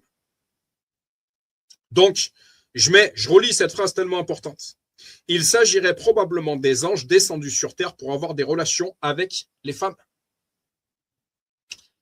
Point important, discerner tout esprit pour savoir s'il vient de Dieu. Encore une fois, quand on offre son corps à une personne, quand on couche avec une personne, la relation n'est pas que charnelle. Elle est également spirituelle. Ce qu'on appelle des liens spirituels. Ne faisons pas des liens, des alliances avec n'importe qui. Dieu a gardé ses anges déchus dans les ténèbres, liés par des chaînes éternelles, jusqu'au jugement du grand jour. Je veux vous rappeler, à vous qui savez fort bien toutes ces choses, que le Seigneur, après avoir sauvé le peuple et l'avoir tiré du pays d'Égypte, fit ensuite périr les incrédules, qu'il a réservés pour le jugement du grand jour, enchaînés éternellement par les ténèbres. Les anges qui n'ont pas gardé leur dignité, mais qui ont abandonné leur propre demeure, que Sodome et Gomorrhe et les villes voisines, qui se livrèrent comme eux à l'impudicité et à des vices contre nature, sont donnés en exemple, subissant la peine d'un feu éternel. Jude 1, 5 à 7. 7. L'apparence et les capacités des anges. Bien qu'ils soient des esprits, Hébreux 1, les anges peuvent se manifester sous une forme humaine, généralement masculine, au point d'être confondus avec des hommes. Donc, on a cette information que les anges sont des esprits. Discerner tous esprits pour savoir s'ils viennent de Dieu. Et auquel des anges a-t-il jamais dit « Assieds-toi à ma droite, jusqu'à ce que je fasse de tes ennemis ton marchepied » Ne sont-ils pas tous des esprits au service de Dieu, envoyés pour exercer un ministère en faveur de ceux qui doivent hériter du salut? Hébreux 1, 13 à 14. Moi, la question que je me pose personnellement, que Dieu me préserve de toute fausse hérésie, puisque nous sommes saints, puisque nous sommes des esprits habitants des corps de chair, cela voudrait-il dire que nous sommes des anges? Point d'interrogation. Est-ce la condition de toute véritable chrétienne, chrétien né de nouveau? C'est une question que je me pose. Que Dieu m'éclaire. Dans le nom de Jésus. Les anges n'apparaissent jamais comme des fantômes ou des animaux ailés, sauf dans des visions spéciales, comme dans Ézéchiel et Ésaïe. Donc, il y a des visions, ma chérie, où les anges sont vus avec des ailes. Ça existe aussi. Où ils sont décrits avec des ailes ou des combinaisons d'hommes, d'animal et d'oiseaux. L'année de la mort du roi Osias, je vis le Seigneur assis sur un trône très élevé, et les pans de sa robe remplissaient le temple. Des séraphins se tenaient au-dessus de lui. Ils avaient chacun 6 ailes. Donc, ma chérie, ça existe. Deux dont il se couvrait la face. 2 dont il se couvrait les pieds. Et 2 dont il se servait pour voler. Ésaïe 6, 1 à 12. Encore une fois, ça existe, ma chérie, puisque la parole le dit. Le bruit des ailes des chérubins se fit entendre jusqu'au parvis extérieur, pareil à la voix du Dieu Tout-Puissant lorsqu'il parle. Ézéchiel 10, 5. Les anges apparaissent toujours comme des jeunes ou des adultes, jamais comme des personnes âgées. Alors de mon côté, je vous apporte une information supplémentaire. Je vous mettrai en lien ce verset biblique alors même que mon homme extérieur se désagrège de jour en jour, mon homme intérieur se renouvelle de jour en jour. J'ai eu cette information à vérifier, encore une fois, que lorsqu'on passe de l'autre côté du voile, je dirais, on regagne l'âge du Christ, c'est-à-dire 33 ans. Information à vérifier. Comme Jésus avait été près de Jéricho, il leva les yeux et regarda. Voici qu'un homme se tenait debout devant lui, son épée dégainée dans la main. Josué alla vers lui et lui dit, es-tu pour nous ou pour nos ennemis? Il répondit, non, je suis le chef de l'armée de l'Éternel. J'arrive maintenant. Josué tomba le visage contre terre, adora et dit, que dit mon Seigneur à son serviteur? Josué 5, 13, 14.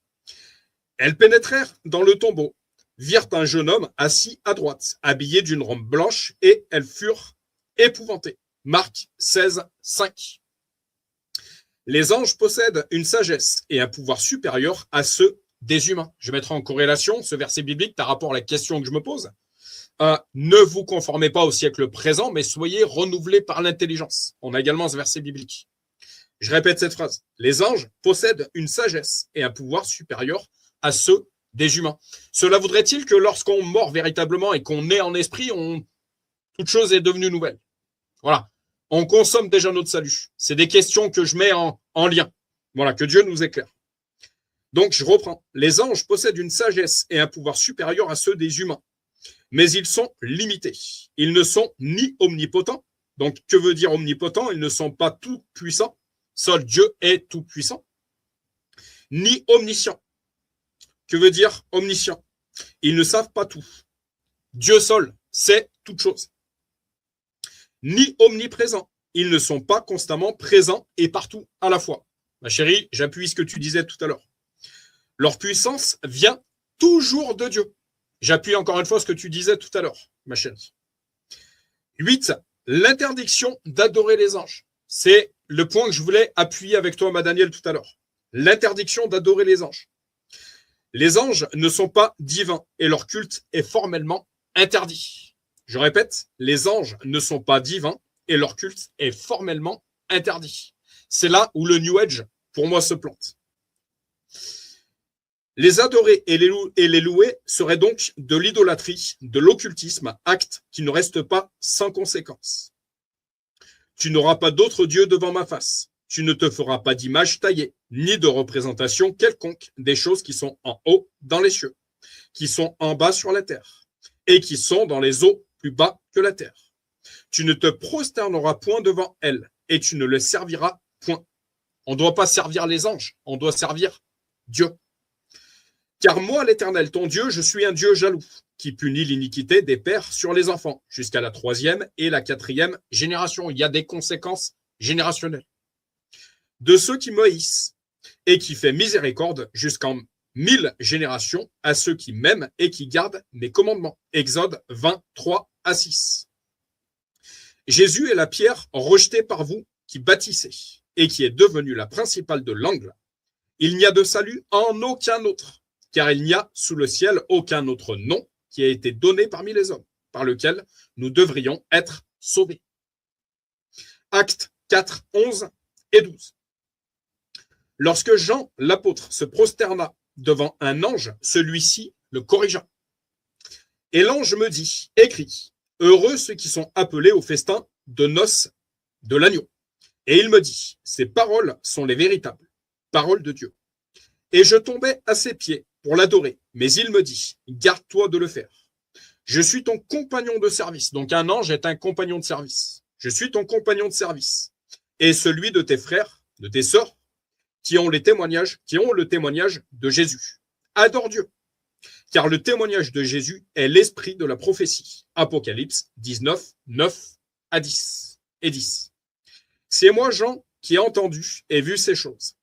Et quand j'eusse entendu et vu, je tombais aux pieds de l'ange qui me les montrait pour l'adorer. Mais il me dit, garde-toi de le faire. Je suis ton compagnon de service et celui de tes frères, de tes sœurs, les prophètes, les prophétesses, et de ceux qui gardent les paroles de ce livre. Adore Dieu. Adore Dieu. Apocalypse 22, 8 à 9. Lapsus par rapport à ce que tu me disais, ma chérie. Également, loue ange. On ne doit pas louer les anges, on doit louer Dieu. Notre confiance doit être en Dieu, pas dans les anges, même s'ils peuvent être des instruments d'aide ou de délivrance. Donc, les anges peuvent être utilisés pour de l'aide, pour un sauvetage, un secours, mais également de la délivrance. Paul avertit l'Église de Colosse contre la fausse humilité et l'adoration des anges, une pratique démoniaque. Je répète, une pratique démoniaque qui cherche à usurper la position prééminente du Christ. 9. La personnalité et la chute des anges. Les anges possèdent une existence personnelle, de l'intelligence, des émotions et une volonté. Jésus déclare que même les anges ignorent la date du jugement, montrant qu'ils ne sont pas omniscients. Pour ce qui est du jour et de l'heure, personne ne le sait, ni les anges des cieux, ni le Fils, mais le Père seul. Matthieu 24, 36. Tous les anges ont été créés saints et sans péché. Mais une rébellion menée par Satan, appelé aussi diable, menteur, meurtrier et voleur, a entraîné un tiers des anges. Voilà l'information que j'ai de mon côté, ma chérie. Un tiers des anges. Satan a péché par orgueil, cherchant à s'élever au-dessus de Dieu. Je dirais que c'est très actuel aujourd'hui. Ces hommes, intelligence artificielle mal utilisée, etc., qui essayent de s'élever au-dessus de Dieu. Que Dieu fasse son jugement dans le nom de Jésus.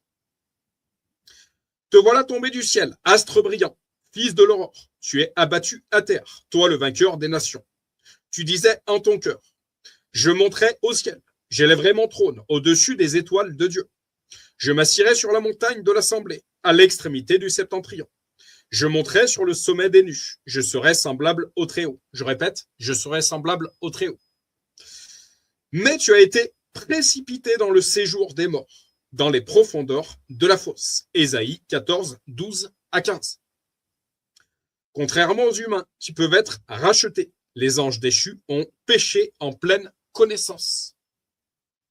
De cause, sans possibilité de rédemption. C'est là où je voudrais apporter une information complémentaire, la différence entre un chrétien et un disciple. Un chrétien croit, mais il n'applique pas la loi et les commandements. En tout cas, pas tous. Un véritable disciple croit en Dieu et travaillera à appliquer toutes les lois et tous les commandements de Dieu. Voilà. Parce que la différence que je ferai, que Dieu me garde humble, mais comme j'aime vous le dire, la différence que je ferai entre un chrétien du dimanche matin et un véritable disciple. Un disciple, c'est toute la semaine, c'est pas que le dimanche matin. Je continue la lecture. Tac. Je continue. J'ai bientôt fini.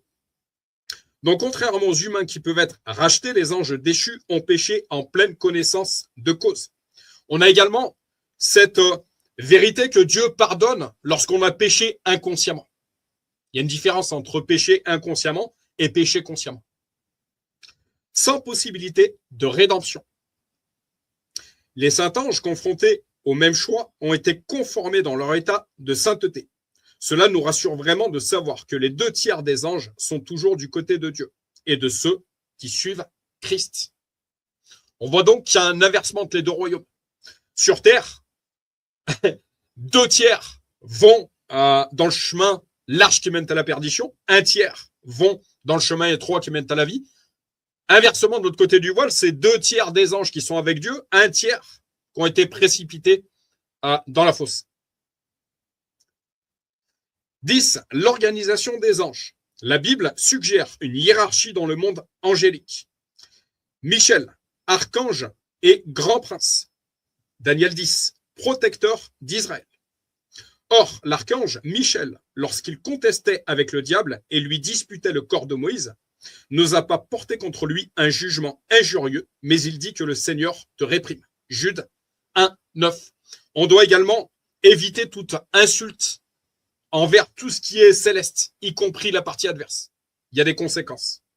Merci pour cette information qui vient tout droit de l'Évangile. Et il y a eu guerre dans le ciel. Michel et ses anges combattirent contre le dragon. Et le dragon et ses anges combattirent, mais ils ne furent pas les plus forts, et leur place ne fut plus trouvée dans le ciel. Apocalypse 12, 7 et 8. Ma chérie, puisque tu veux prochainement nous parler d'Apocalypse 12.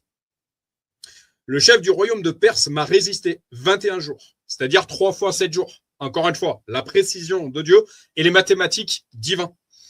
Mais Michel, l'un des principaux chefs, est venu à mon aide et je suis resté là, près des rois de Perse. Daniel 10, 13. Gabriel, messager spécial de Dieu pour les événements importants, voir Daniel et Luc.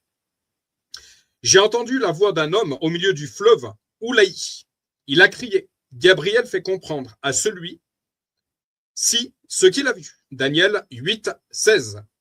L'ange lui répondit, je suis Gabriel, je me tiens devant Dieu. J'ai été envoyé pour te parler et pour t'annoncer cette bonne nouvelle. Luc 1, 19. Je parlais encore dans ma prière quand l'homme Gabriel, celui que j'avais vu dans ma précédente vision, s'est approché de moi d'un vol rapide. Ma chérie, d'un vol rapide.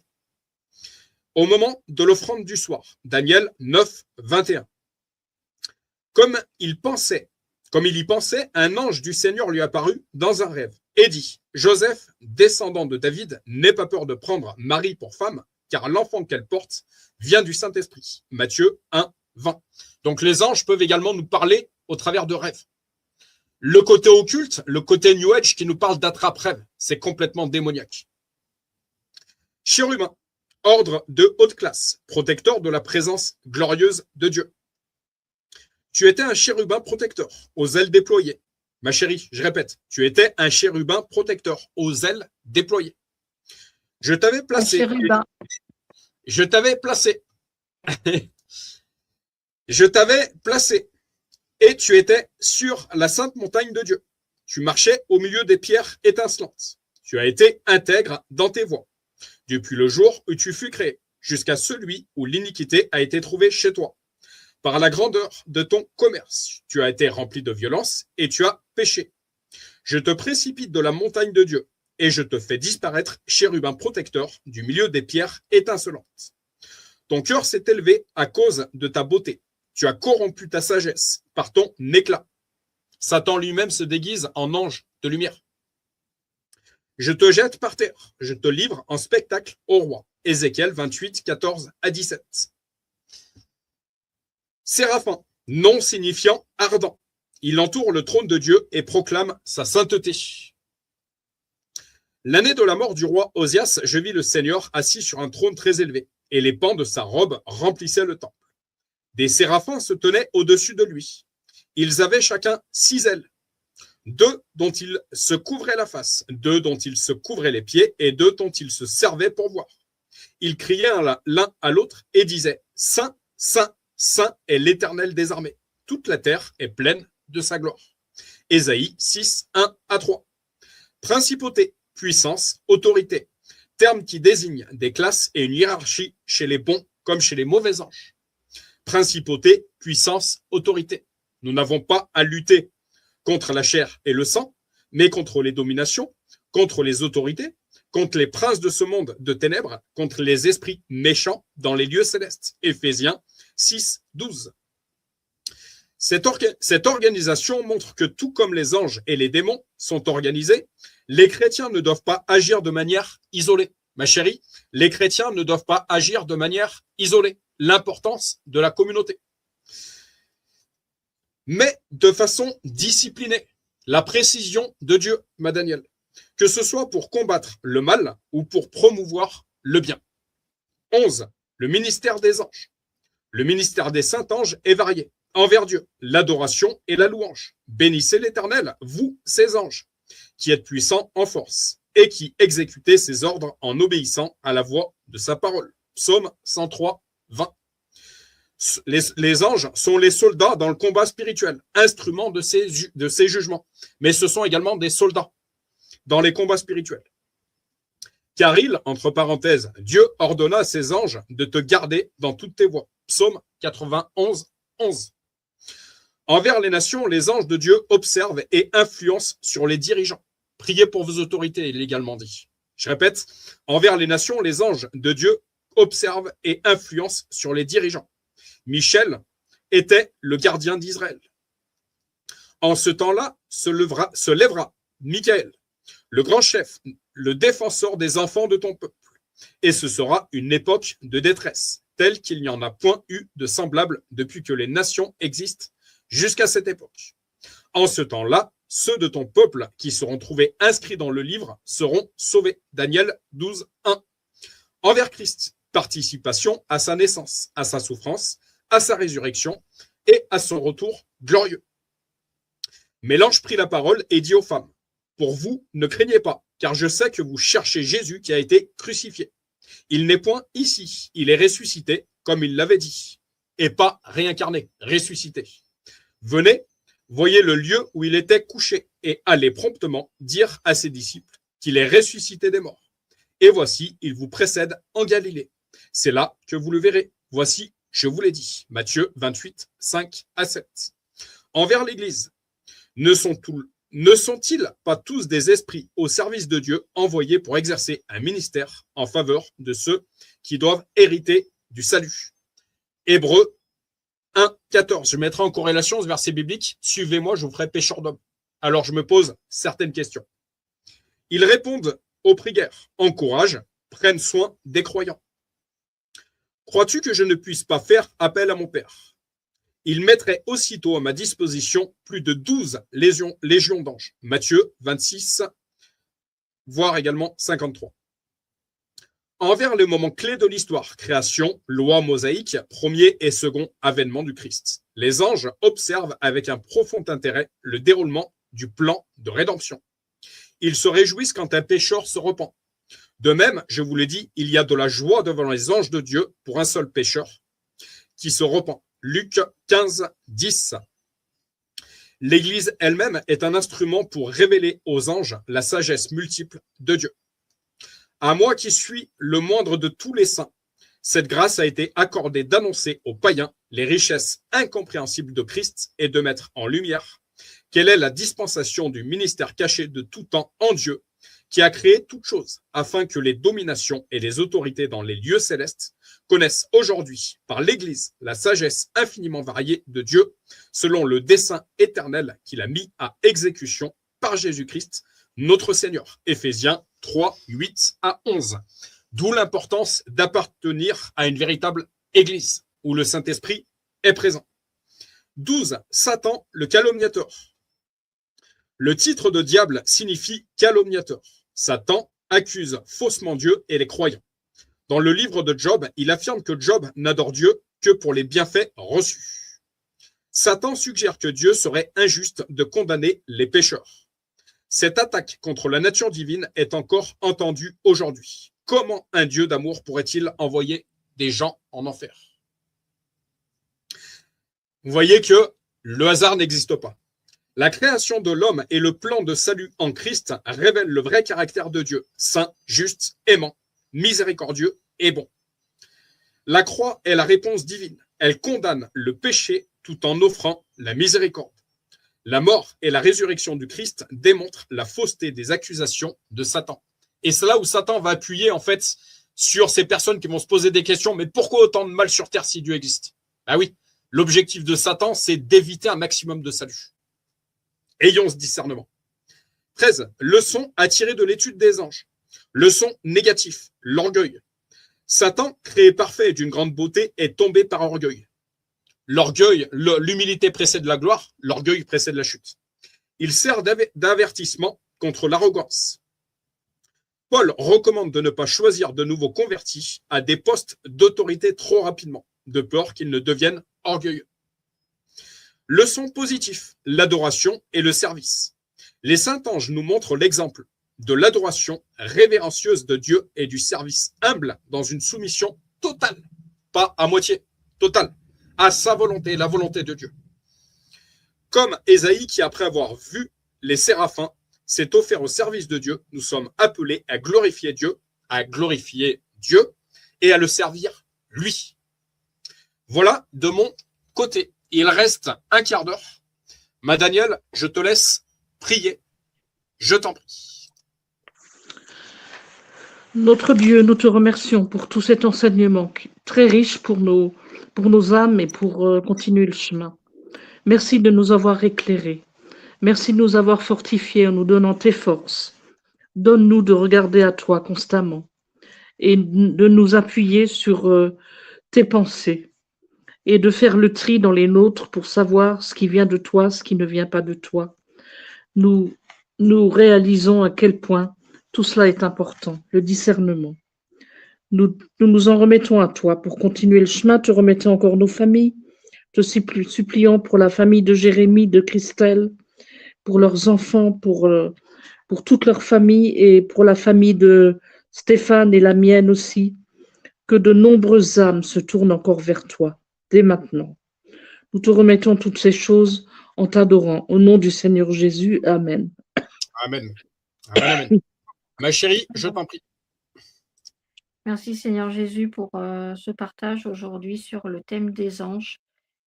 Et que on réfléchisse tous en fait à notre positionnement par rapport à cet enseignement, à nos croyances aussi nos croyances populaires qui viennent bien souvent troubler la réalité de ta parole, Seigneur. Oui, les anges existent, c'est un fait, mais nous, on n'a pas tous notre propre ange et quand un ange intervient, c'est toujours par l'ordre de Dieu et pour nous, voilà, pour nous amener encore plus loin vers toi, Seigneur, bien sûr, puisque ce que tu souhaites pour nous, c'est le salut. Donc, merci pour toutes ces armes que tu nous donnes. Merci pour ta parole, merci pour cette Bible qui est vraiment très, très riche d'enseignements. Je crois qu'on aura beau la lire des milliers de fois, on en apprendra toujours autant. Merci pour le Père parfait que tu es. Père bon, généreux, protecteur, à l'écoute. Voilà, vraiment merci pour tout ce que tu nous amènes chaque jour, pour tout ce que tu fais pour nous chaque jour. Et que dans le cœur de toutes les personnes qui écoutent ces enseignements, qui les écoutera par la suite, il y a vraiment ton nom qui résonne. Ton nom, Dieu, voilà, Dieu Père, Père de tout, Dieu omnipotent, Dieu omniscient, si je reprends les termes que mon chéri a lu tout à l'heure. Dieu qui peut tout et grâce à qui on peut tout également. Voilà, donc merci encore une fois et je te remets une nouvelle fois nos familles respectives, nos êtres chers respectifs, nos frères, nos sœurs, tous les aspects de notre vie, notre santé, nos missions, nos activités, nos trajets, nos déplacements et que tu continues de faire ton œuvre dans nos vies, Seigneur. Amen. Amen. Amen, amen. Seigneur Jésus, merci pour cette connexion supplémentaire. Un verset biblique, ne vous conformez pas au siècle présent, mais soyez renouvelés par l'intelligence. Un autre verset, ne vous laissez pas détourner par de vaines philosophies d'hommes, etc. Jésus, tu es le chemin, la vérité, la vie. Nul intermédiaire entre Dieu et les hommes, si ce n'est Jésus-Christ seul. Donc je remets tout ça, je remets ce live entre tes mains et qu'il puisse toucher un maximum de personnes. On voit effectivement l'importance de faire attention à tout ce que, de vraiment discerner si c'est Dieu, pas de Dieu, et comment, si c'est toi, pas de toi, Seigneur, et comment le faire, en connaissant ta parole. En fait, il n'y a pas d'autre solution. C'est en connaissant ta parole et en priant pour que ton Saint-Esprit nous éclaire. Mais si on ne connaît pas ta parole, alors on ne peut pas se prémunir. Si on ne connaît pas précisément ta parole, Alors on ne peut pas se prémunir, on ne peut pas discerner toutes ces fausses philosophies, toutes ces sectes, n'ayons pas peur des mots, qui essayent de faire des détournements d'âme. Je tiens vraiment à mettre en garde un maximum de personnes. Tout ce qui est astrologie, tout ce qui est tout ce qui est voilà, tout ce qui est mettre je dirais l'ange au-delà de la place au lieu, enfin ouais, de mettre l'ange à une place qui te revient à toi seul, Seigneur Jésus, à toi seul, Seigneur Dieu. On voit les dangers qu'il peut y avoir. Encore plus dans ces temps dans lesquels nous sommes. Je dis pas que les anges ne sont pas, ils sont tes outils, mais chaque chose a sa place. Et ma Daniel, je suis arrivé ce soir en me disant qu'il était important de remettre l'église au milieu du village, de manière humoristique. Mais ouais, c'est important de vraiment mettre la vérité de cet évangile à la lumière du jour, parce que ça, au lieu de faire des détournements d'âme, ça permet de sauver des âmes, justement, de certains travers, de certaines pratiques complètement diaboliques, occultes, dans lesquelles elles pourraient se trouver, et d'être des outils dont Dieu se sert. On voit que finalement, Dieu se sert de nous comme il se sert des anges. Pour ça, je me pose quand même des questions par rapport à certaines choses. Voilà. Viens nous éclairer par rapport à toutes ces questions, par rapport à toutes ces informations qu'on a pu avoir ce soir. Une multitude d'informations. Encore une fois, j'incite ma chérie, j'incite ma Danielle à venir réécouter ces lives avec du recul. On peut faire pause, on peut prendre des notes, on peut faire des recherches supplémentaires qui viennent appuyer ce qui a été dit ici. Et n'hésitez pas à mettre des commentaires justement en dessous des vidéos qui pourraient confirmer toutes ces informations qui ont été apportées ici, parce que ce serait au bénéfice d'une multitude. Voilà, je place Réveil Chrétien en Auvergne entre tes mains, Seigneur. Voilà, que ça puisse, cette œuvre que tu nous as confiée puisse prendre puissance, Seigneur, puisse être entendue au nord, au sud, à l'est, à l'ouest de la France, Seigneur. On a déjà une multitude de serviteurs de ton nom, notre Daniel qui est du côté de l'Alsace, d'autres personnes qui sont dispatchées un peu aux quatre coins de la France, qui connaissent cette œuvre. Donc voilà, qu'il puisse être l'ambassadeur de cette œuvre. Mais Seigneur, ce n'est pas nous que nous glorifions, garde-nous humbles. On a vu également dans ce live, encore une fois ce soir, le piège qui est celui de l'orgueil, de croire qu'on sait tout, de vouloir tout savoir. Mais non, c'est moi qui ai raison, toi t'as tort, moi je parle, toi tais-toi. Non, c'est absolument pas comme ça qu'on y arrive. Et encore une fois, la critique est constructive à partir du moment qu'elle se fait de manière positive et constructive. Je remets nos couples, je remets nos familles entre tes mains, Seigneur. Vraiment que ton Saint-Esprit nous inonde de tes fruits de l'esprit, amour, patience, tempérance, bienveillance, etc. Et je déclare, Seigneur, que l'autre et ses sbires sont cloués, vaincus sous ta croix, Seigneur Jésus. Je viens également renverser toutes ces hérésies de réincarnation, de vies antérieures, etc. Tout ça, c'est de la foutaise qui essaye de nous détourner de l'unique et seule vérité qui est celle de l'Évangile. Voilà, que ça puisse parler à un maximum de personnes. Dans le nom de Jésus, j'ai prié. Amen et Amen.